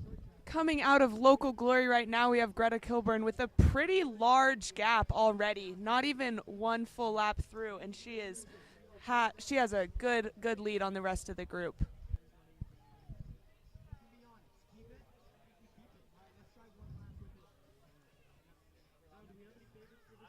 That looks like she's already built up on the first lap at least a 6-second lead. These girls are not giving up, though. They are hunting her down. Oh, yeah, look at them attack that climb. We've got a Ruler Devo on the chase, moving quickly. Some of these girls out here spicing things up, wearing some jorts, too, for jort track. That's always fun to see. And it looks like they've almost closed down this gap. Heading into the dual slalom. They're hunting for that wheel. How about that climb? How hard is that climb coming into the dual slalom? Oh, it is spicy. That doesn't look steep on camera, but it is. It is, rips your leg off. But we got this 2 quarters in the dual slalom they can recover on, and then they're going to hit this double track hard and head into a little bit of downhill in the single track where they can also recover. So, Gilly, both you and Ellen know several of the racers. You've raced with these racers. You've raced around the country with them. You've raced in Europe with them. It's got to be pretty cool to see them out there on the short track mixing it up with the elites. It is cool. It's always cool to see the similarities in speed with the junior UCI women and the elite women. Having them together, kind of, you can see where the level is of these juniors compared to the elites, and it's pretty cool to see. All right, so Greta Kilburn in first, Elizabeth Knight second, Hallie Britton third, Lily Boucher fourth, Ella Minigos fifth, Landry McLean, Maddie Fisher in seventh,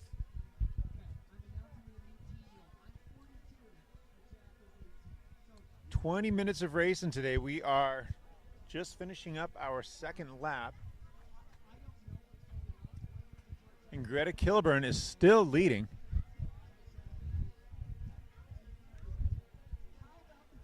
We are outside of the commentating booth and back under the tent. The sun has come out here in Missoula, Montana, so it's nice to be able to sit outside.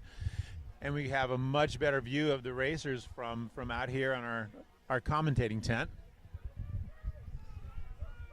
Yeah, we've seen all day a lot of rain on this track, especially for the juniors this morning and all afternoon, but looks like it's cleared up a little bit. You know, this dirt is starting to dry out. It's not as slick, so that's given them really good traction on this track today.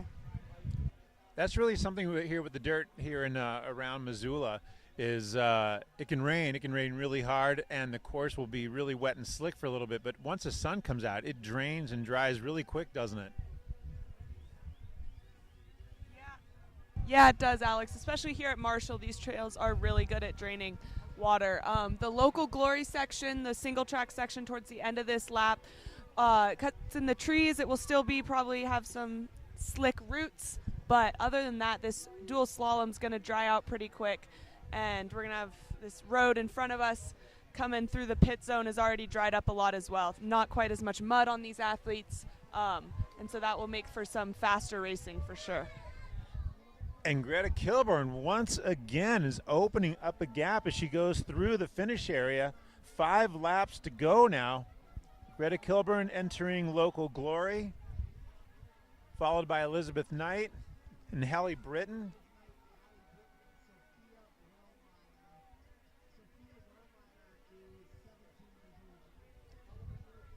Looks like these guys have 5 laps left to go, so pretty speedy, quick, hard efforts out here today. Elizabeth Knight in second and Sophia Wellmeyer in fourth are both juniors, UCI. So they are definitely showing that they are capable of racing at the elite level.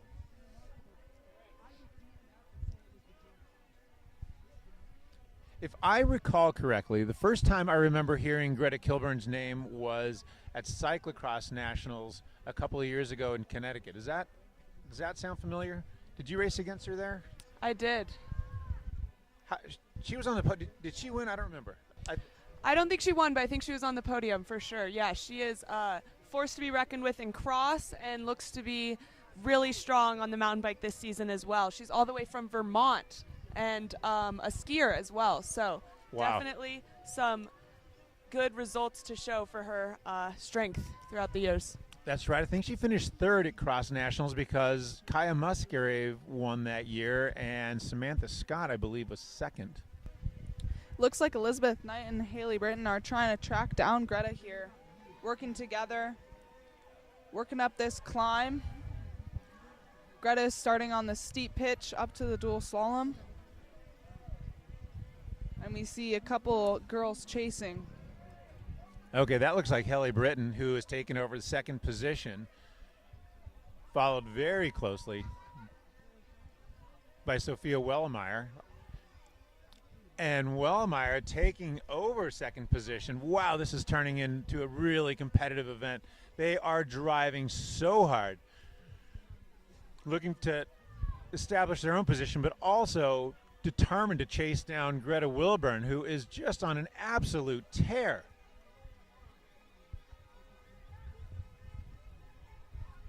Yeah, Greta had a pretty dominant race yesterday in the XCO. We saw she had a pretty big gap on the rest of the field as well there, so she is definitely in good form.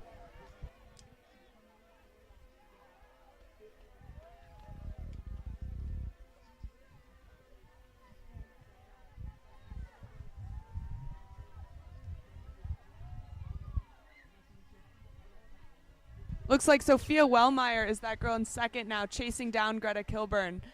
We'll see when they pop out from the woods what the gaps are like, but Sophia is on a mission to catch Greta for sure.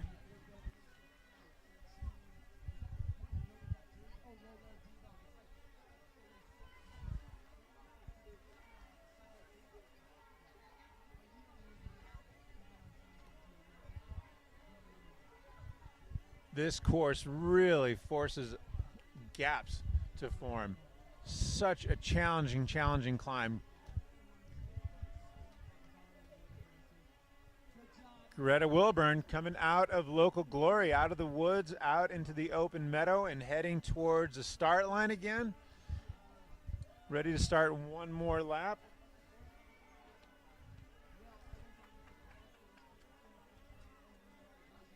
And that lead only seems to be growing.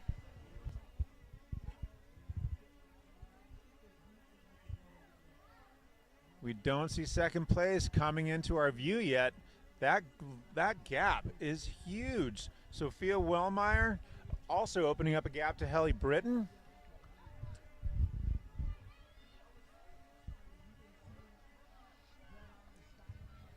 Oh yeah, Greta is just taking command of this climb. She looks so smooth. Look at that pedal stroke.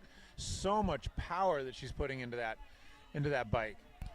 I think a key on this climb for sure is to keep that high cadence going up it.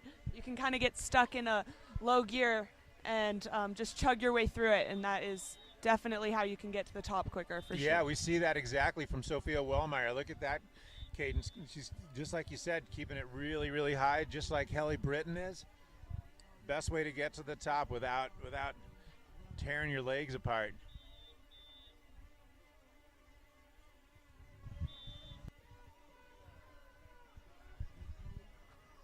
Well, you know, from our vantage point up here, it looks like a lot of this track is drying out really, really quick. We hear the whistle blowing. Lapped riders are getting pulled. If you're outside of that 80%, UCI officials will ask you to step off the course, make room for the leaders, keep the race safe. Greta is rolling into the woods here. She's seeing 3 laps to go. Sophia is hot on her tail, trying to catch that wheel.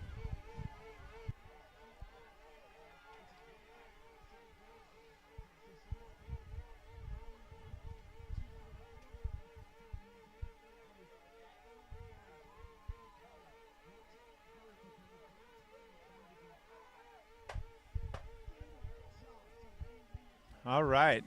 So right now we've got Greta Kilburn first, Sophia Wellmeyer second, Helly Britton in third place, Ella Menegaz from Brisbane, Australia, fourth place, Elizabeth Knight, Landry McLean, Kira Mullins, Xana Logar, who I learned yesterday is a really big downhill racer. It sounds like she really enjoys her downhill, but she can clearly turn on the speed when it comes to cross country and short track. And you know what's really nice? The sun is coming out. I can feel it on the back of my neck. It's warming me up really quickly. I love this.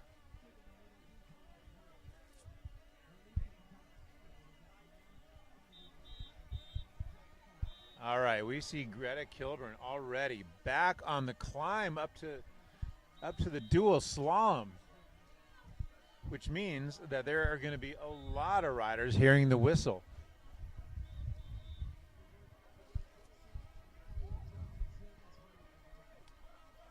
Yeah, very soon now. I will be surprised if we have even 15 riders remaining on course. This is spread out so much.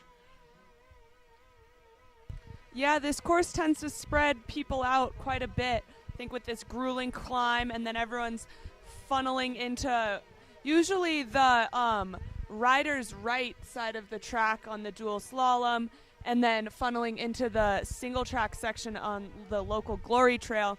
You do see strings of riders kind of through the first few laps of this course, and then people will start to turn on the power, and it will definitely string out for sure. Ellen, how is that corner looking down there, that last corner before you hit this finishing straight? Yeah, it's drying out a bit, but in the junior races, we saw that corner get pretty slick. Some people are taking it a little wider in the grass, but that grass is not super grippy. We've had a few crashes there already, so kind of a corner that you want to be wary of. You also want to make sure you're in the correct gear coming out of it. Sometimes people don't shift before going down the dual slalom, and they're in a super easy gear and spin out when they try to put the power down coming out of it onto this road.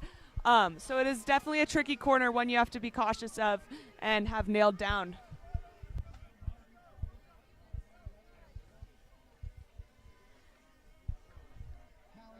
So our riders have 2 laps to go. 2 laps to go. Gilly, what do you think? Is Greta looking up the trail and seeing lapped riders in front of her? Do you think she can use them as a carrot? You know, she might. I haven't seen her check back, but if she did, behind her, she wouldn't see very many riders. She's built a pretty steady gap. She's finishing up her second to last lap, and then she's going to see 1 to go here pretty soon once she comes through this dual slalom. Yeah, wire to wire, unless something really dramatic happens. We are going to see another wire to wire victory from Greta Kilburn.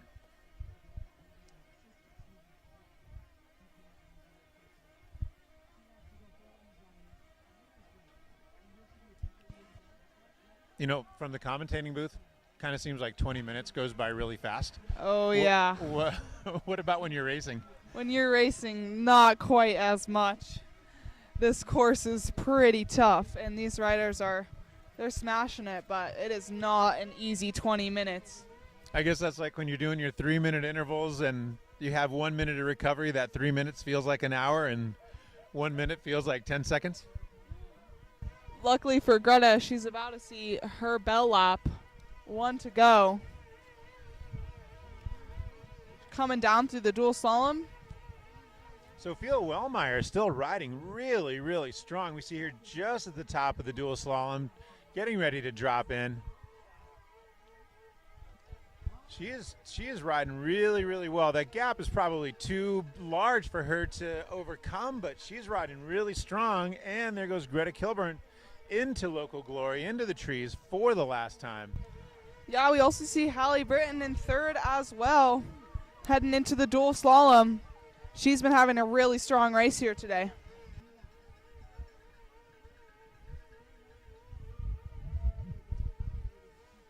And the race for 4th and 5th looks pretty tight still, too. That will be a good one to watch and see how it plays out here when we have 1 lap to go. Not a ton of racing time left, but still time to make some moves, sprint some uphills. Those gaps are not that big. They are not that big for these lesser places.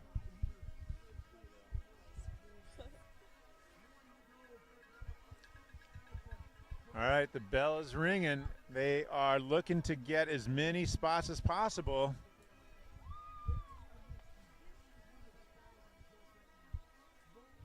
All right, Elizabeth Knight is battling with Emma Wilcox. They are wheel to wheel. That is a tight race.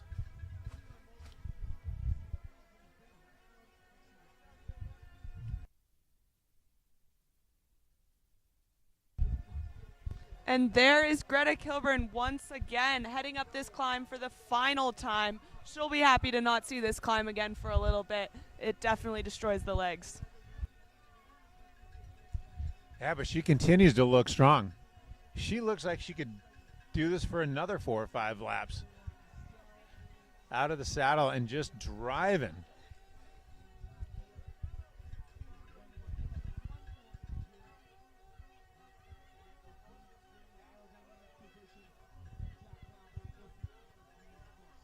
Here she goes into the dual slalom. We can see Sophia heading up this climb, pushing through to the finish line. And it looks like Greta might pull this off today in this elite women's short track at Marshall Mountain. Last turn and into the final stretch. Greta Kilburn, Solid race from her today. your Missoula XC short track 2025 winner. She has made her mark on the Missoula XC in 2025. Yeah, great performance from Greta. Won the XCO, won the short track. Not much more to accomplish here this weekend. And Sophia Wellmeyer just finishing up as well. Amazing performance from her. She is one of our 17-18 junior racers. So cool to see her up, mixing it up at the front.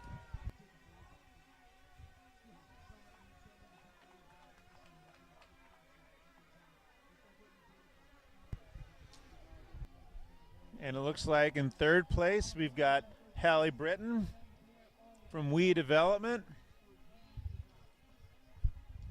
Ella Minigos from Brisbane, Australia, racing for the Orbea Women's Racing Australia team.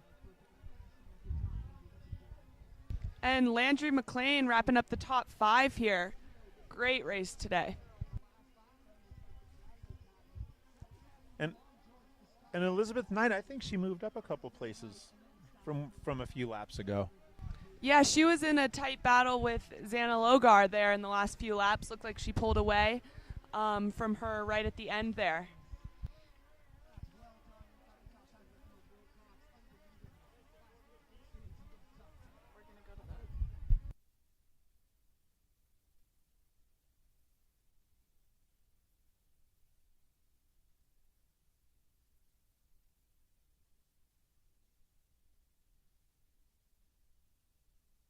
Sprint finish here coming through the line.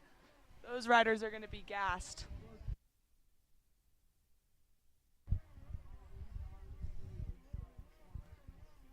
That was quite a race. I think this is Maddie Fisher coming up to the... That is Maddie Fisher. Nice racing, Maddie. Yeah, Maddie Fisher, a first-year U23 racer. She's been racing around on the circuit this year, too. Strong race from her today. Yeah, Ellen, you've spent a lot of time racing with Maddie. I have, yes. Have you done much mountain bike racing against her? A little bit, for sure, but most of our racing has been cross. Oh, okay. All right. Well, that is it for the women's race. We are going to sign off for a bit, and we will see you in a little while at 4:15 for the UCI Men's Pro short track.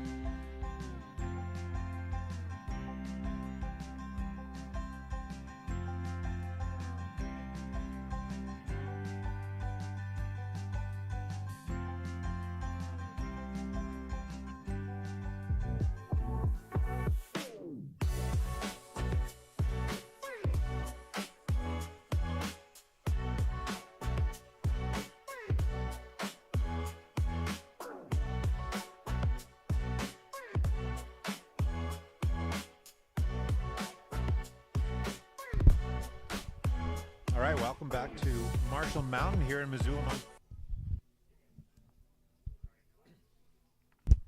Welcome back to Marshall Mountain here in Missoula, Montana. We are here for Short Track Sunday.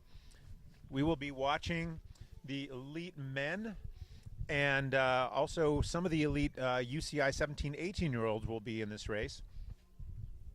We've got a field of about 65 riders. This is going to be it's a big field on this course, and we've seen a lot of bottlenecks. And next to me, I've got a couple of expert commentators with plenty of experience on this course. So would you like to introduce yourself? I'm Emmett Davis. I raced the 15-16 short track this morning. It was pretty got pretty bottlenecked here at the start and didn't get it quite finished with all the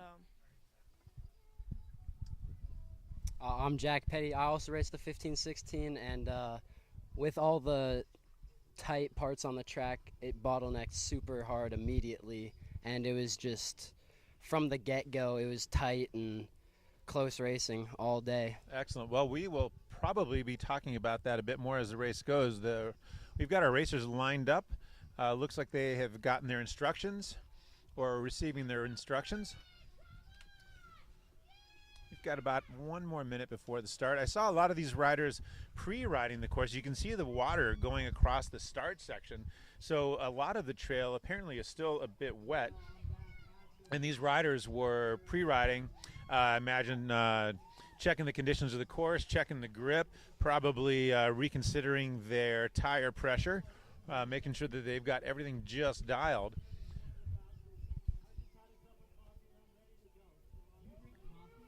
All right, looks like we are close to starting here. Pretty big field. We've got a couple of local Missoulians in here, Caleb Schwartz and Elliot Thornblade.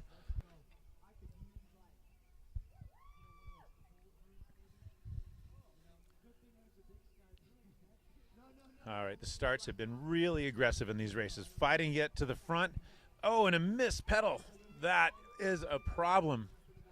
From first row back to the 4th row, just like that.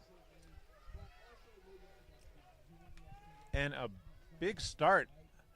Who is that? It looks like that might be Robbie Day. Let's see who we see coming through. A rider from Bear National.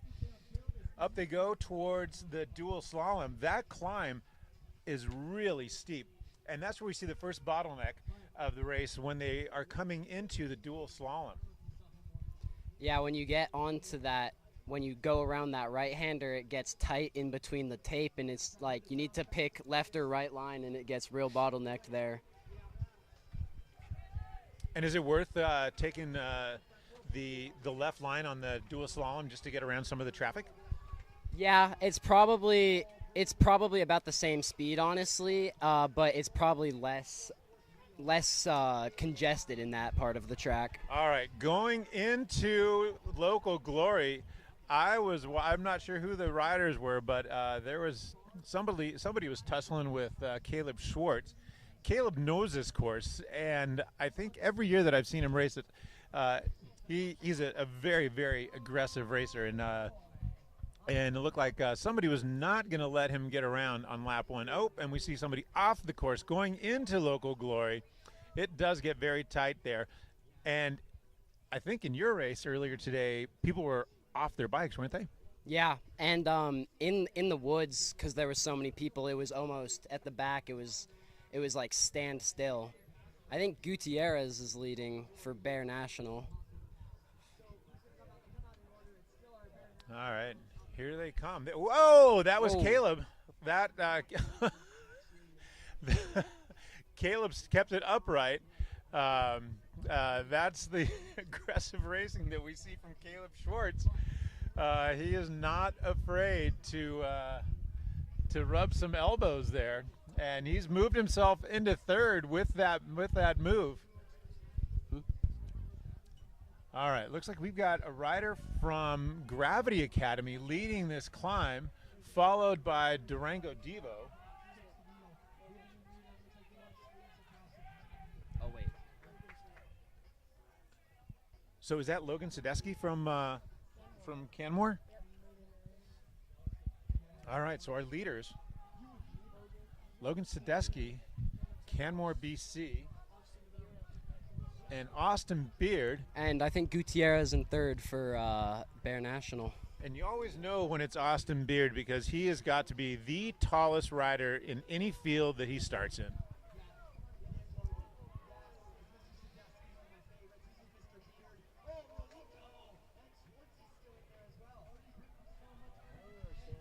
All right, let's watch these riders heading into local glory. Well, we've got a group of about 6 riders that have separated themselves. Yeah, and that's a perk of being at the front of this is you can break yourself off so much easier, and then it's just the air is so much cleaner for you to move around in and not like get locked up because someone in front of you couldn't make it around something. Yeah, what are some of the pitfalls of a bad call-up? Well, I mean, just immediately off the start, if you're in the back, you gotta work your way up through a lot of people, and that can take a lot of energy out of you. There's that, and then there's also just if someone messes up in front of you, you kind of suffer from that, and that's why getting points is very important. Having a great call-up really can dictate your race. Yeah, that start position and what the people in front of you do can definitely have an impact on how your race goes, right? Oh, yeah. All right, so looks like we've got Austin Beard, Logan Sadesky. There goes Caleb into third place. Looks like he passed somebody, but that person was not going to have it. Got him back. Caleb powering up in a huge gear. Austin Beard leading into the dual slalom.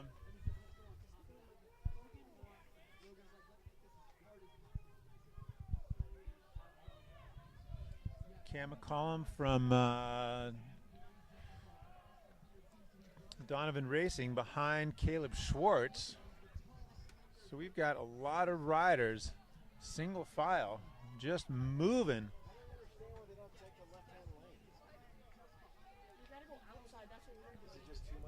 Yeah, well, actually, thinking about that, coming out of the dual slalom, a smart thing to do is because the tape, they pushed out the tape super wide, and if you push yourself out to the tape, you get a better, straighter line into the road, and it's ultimately faster for you. So I've heard that that's a pretty slick corner. What was your experience in the race earlier today? Well, it was definitely, for us, it was raining super hard at that time. And, if you got on the grass, it was a little bit drier than the corner because the corner had gotten super ridden out and blown out. All right, so after that lap, we've got Austin Beard in first, Logan Sadesky second, Cam McCall in third, Caleb Schwartz in fourth, Adam Moat fifth, Raulito Gutierrez sixth, Owen Deal seventh, Jerry DeFore eighth, and Justin Peck in ninth position. 8 laps to go, I heard. All right, so we're going to have a 10-lap race today. That means that these athletes are really moving. And here comes Austin Beard and Logan Sadecki up the climb to the dual slalom. And maybe in the background you might hear some whistles blown. We have got some lapped riders in UCI events. Riders who are outside of 80% of the time of the leader are going to get pulled. And part of that is for the safety of the riders so that the course doesn't get crowded and the leaders are not trying to get through lap traffic. And there is a big group behind the lead 3 riders. Led by Gutierrez from Bear and Caleb Schwartz just hanging on to the back of that group.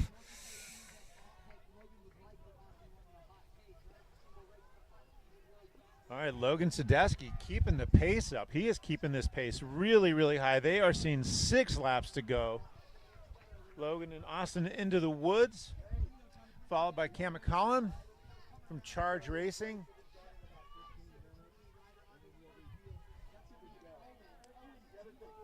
We have got a group of 5 heading into local glory together.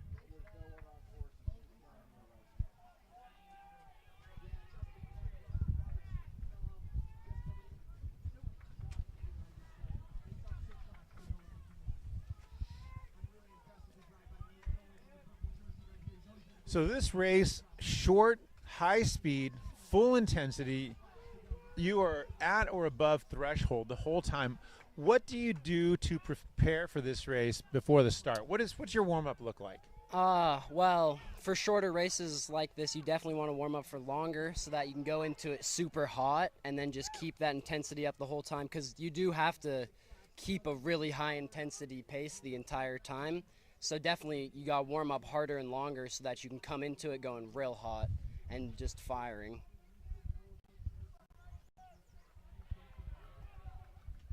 Yeah, and I feel like for me, the warm-up has a lot of high cadence, especially because you want to make sure you're never falling back and keeping your power up. So a lot of high cadence for your warm-up.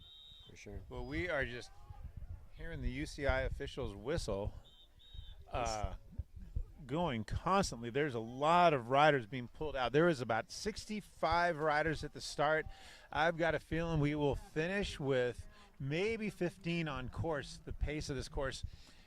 We've got a pretty short track course here. It is a really, really challenging course, though, with a lot of climbing. That climb up to the short track is really steep. And Sadecki and Beard are really pushing a high pace, so that's just going to push more people into the lapped zone. Looks like Cam McCullough is leading out a group of, looks to be like 4 or 5 guys of chasing down. So that'll be a fun race to watch play out. How steep is that climb up to the dual slalom? Because I'm watching these riders go into it with a lot of speed, but it looks like that momentum just starts to peter out around that right-hand turn. Tell us what that climb is like. Yeah, no, it's for sure steep, and you do come in with a lot of momentum from that flat spot by the start chute, but the grade really just picks up, and you lose a lot of momentum, and trying to figure out a way to keep a hold of that momentum is something that's really hard. But if you can just, push through it, it'll be over in a second, straight into the dual slalom. Yeah, watching those riders drop into the dual slalom, it looks like that first little dip in, they are so eager to catch your breath. How much recovery were you able to get on the dual slalom?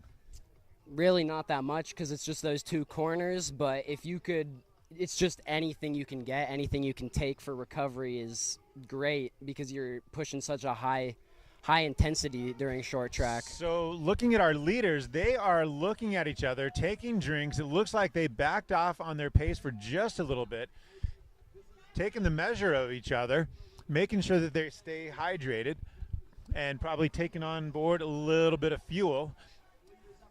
And now here they go again, making sure they're keeping that pace high. They don't want to let the riders behind close in.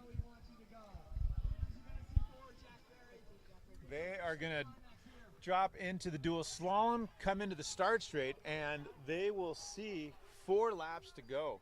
And they're coming out of the dual slalom before that big pack even reaches the top of it, so that just goes to show how big of a gap they have working together. That pace is incredible that they're setting. They backed off for just a moment going through the start section, but they are back on the gas. And Caleb Swartz and Owen Deal trying to latch back onto that lead group of 2 coming through the start or through the finish. Caleb goes for the left-hand pass coming into this downhill. Oh, Caleb getting a little bit loose, making the turn into local glory. He definitely wants to make a mark at this point in the race, try and catch up to those 2 leaders with 4 to go.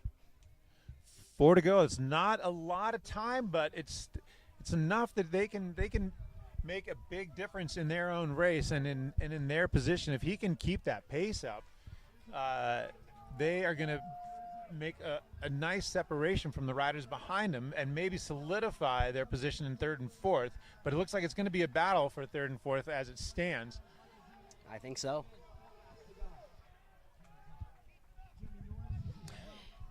It looks like Beard and Sadecki are holding about a 20-second lead on the rest of the field, so we'll see if they try and slow up and play some tactical games or they just keep hammering.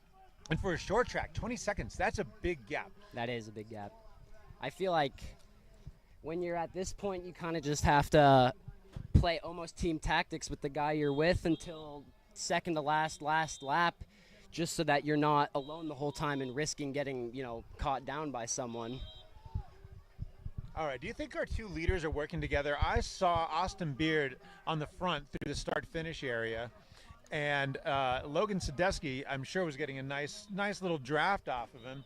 Austin Beard being so tall, he's got to be well over 2 meters tall, probably 6'6", maybe. I'm sure they're. And then once they got onto the climb, Austin pulled off and let Logan set the pace. Maybe he feels that Logan is setting a really solid pace to follow. And lapping another rider, this pace is just rapid at the front of this short track. Three to go. 3 to go. And Caleb Swartz coming up in fourth, sorry. He's doing the same thing as last, going around the left before the descent. Can he hold it this time? I think Caleb is probably just practicing for that finish sprint. But he's letting Owen Deal know that he has got that sprint to the finish. So Owen is going to have to plan ahead for that and make his tactics work if he's going to prevent Caleb from getting him around him at the finish line. Yeah, it could be a tactic from Caleb himself, kind of trying to not necessarily intimidate him, but show him that he has that power in his legs still, and he better get it. He better get his thing. All right, Logan and Austin going through the finish straight, avoiding that water. You notice they avoided that water so that nothing gets collected on their bikes. That is an important consideration. Especially in a short track like this where you want everything to be as efficient as possible. Exactly. Keep those tires clean. Don't need to collect any more mud on the frame. Logan Sadesky, the last lap, he did the exact same thing. Put in a huge dig going into the dual slalom. I think he's feeling really confident on his climbing coming into this dual slalom. Oh, I think so. I think we could see a big sprint finish from these two if they hold this two group together. Absolutely, but look at this gap right there, just going into the dual slalom. It's not a big gap, but it is a gap. And it's just it could be the beginnings of anything, because if, Beard's starting to fall off a little bit, Sadesky can tell, and just if he goes and gets him, then... Did you see that little look back from Sadesky? He looked back, saw the gap, and he thought, okay, this is time for me to go. Well, yeah, 2 to go. It's go time or no time. Oh, Caleb has separated himself from Owen Deal. Also, Sadesky's coming off a couple wins back in Canmore last weekend, so definitely some positive motivation coming into this weekend. For sure.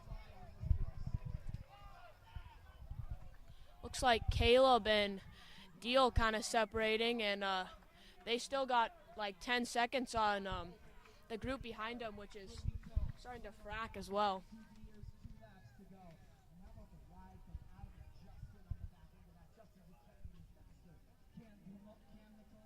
Here we go, Sadesky coming on to the finish straight. He's worked a real big gap. Oh, and Austin Beard just barely coming into view on our screen. So we've got Logan Sadesky, Austin Beard, Caleb Schwartz, Owen Deal, Raulito Gutierrez, Adam Moat, Cam McCollum, Jerry DeFore, and Justin Peck. And you can see Sadesky is looking real strong, but Beard might be kind of flagging a bit. Sadesky might put another big attack into him on this climb up to the dual slalom. There he goes, out of the saddle, big power. Look at the difference in body language. He's looking comfortable. Logan Sadesky is drilling it, and Austin's still looking really strong, kind of fighting that bike, but he is still looking really strong. For sure. I think Sadesky knows, like, he can definitely read the body language of Beard, and he knows it might be his time to launch it, especially with this being last lap. Let's see if Logan takes a look back to see where he is compared to Austin. Might just have his eyes full ahead. Doesn't look like he looks back. He knows. No look. Austin Beard is pushing a huge gear. 1 lap to go for Austin Beard, dropping into local glory. In 3rd place, coming into the finish straight, we see Caleb Schwartz. Out of the saddle, big sprint. He's trying to reconnect to Beard if he can, which not a whole lot of time. I think he believes he can still catch him, maybe on that last climb. But he is not backing down. Here comes Deal. Yeah, and Caleb and Austin are only 10 seconds apart, so see if Caleb can really put in a push and maybe close him at the end. He's been really sprinting up this final hill, so it looks like he still has some juice in his legs. Yeah, if Caleb can get, close to him on the descent and then through the start straight and put some big power in, maybe up the climb to the dual slalom, he might just be able to get him here.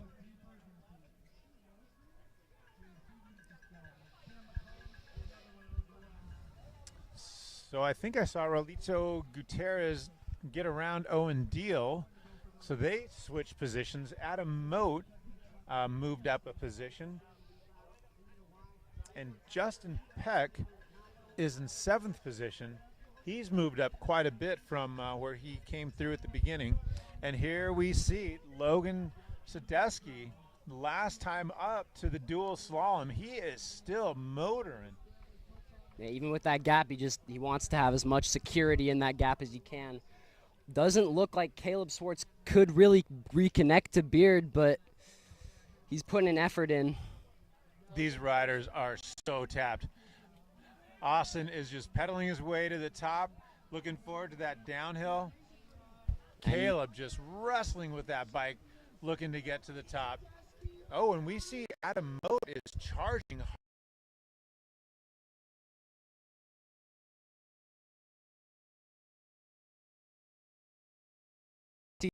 He's finished in that corral. It's all done for him. Missoula XC short track champion. Austin Beard giving high fives to the fans. 2nd place.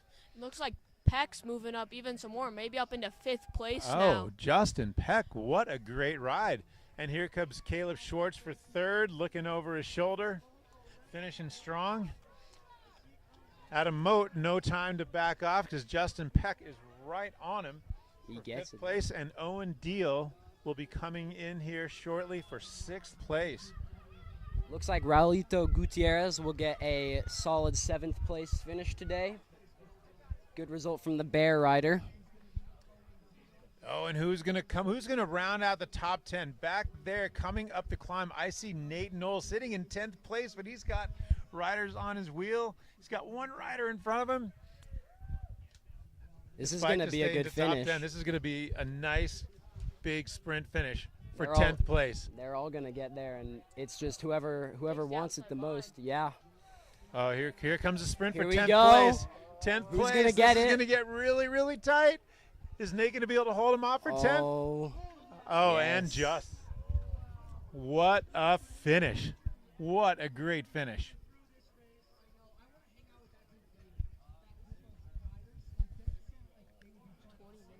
Oh, the intensity of this race was incredible. That is so impressive. Looking at the level that these riders were going, the speed that they're riding for 20 minutes, I can't even begin to imagine. Yeah, there's like conversation for which is harder, XCO or XCC, and I think XCC is just all as hard as you can go for 20 minutes, and some people could put an argument in that's more difficult than trying to pace it a little bit more. Yeah, looking at some of these racers over there, they're sitting on their bikes, hanging over the handlebars, catching their breath. But it's great to see this crowd here in Missoula, Montana. And we finished up the Missoula XC of 2025 with some beautiful weather. So this was quite a treat compared to yesterday when we had the great fortune of commentating in the rain and hail. Also, just as you predicted, only 11 of these men finished all 9 laps today. Yeah, wow, that was a fast race. So spread out. 11 riders finishing. That is really something. And for such a big field, that many riders only finishing really goes to show how fast those two were pushing that pace at the beginning of the race, just to get almost to those riders in the back. Yeah, they were pushing some big power. That is a great point. That is a great point. Yeah, they had to be pushing really, really hard to spread it out that much. Mm-hmm. Such a dominant performance by those two. Oh, yeah. Sadesky and Beard just took control. All right, well, that is it from Missoula, Montana, Marshall Mountain 2025 Missoula XC. Thank you all so much for joining us here. I'm glad you had a chance to watch the racing if you're not actually here on the mountain. We will see you next year. Thanks a lot, and take care. Bye-bye.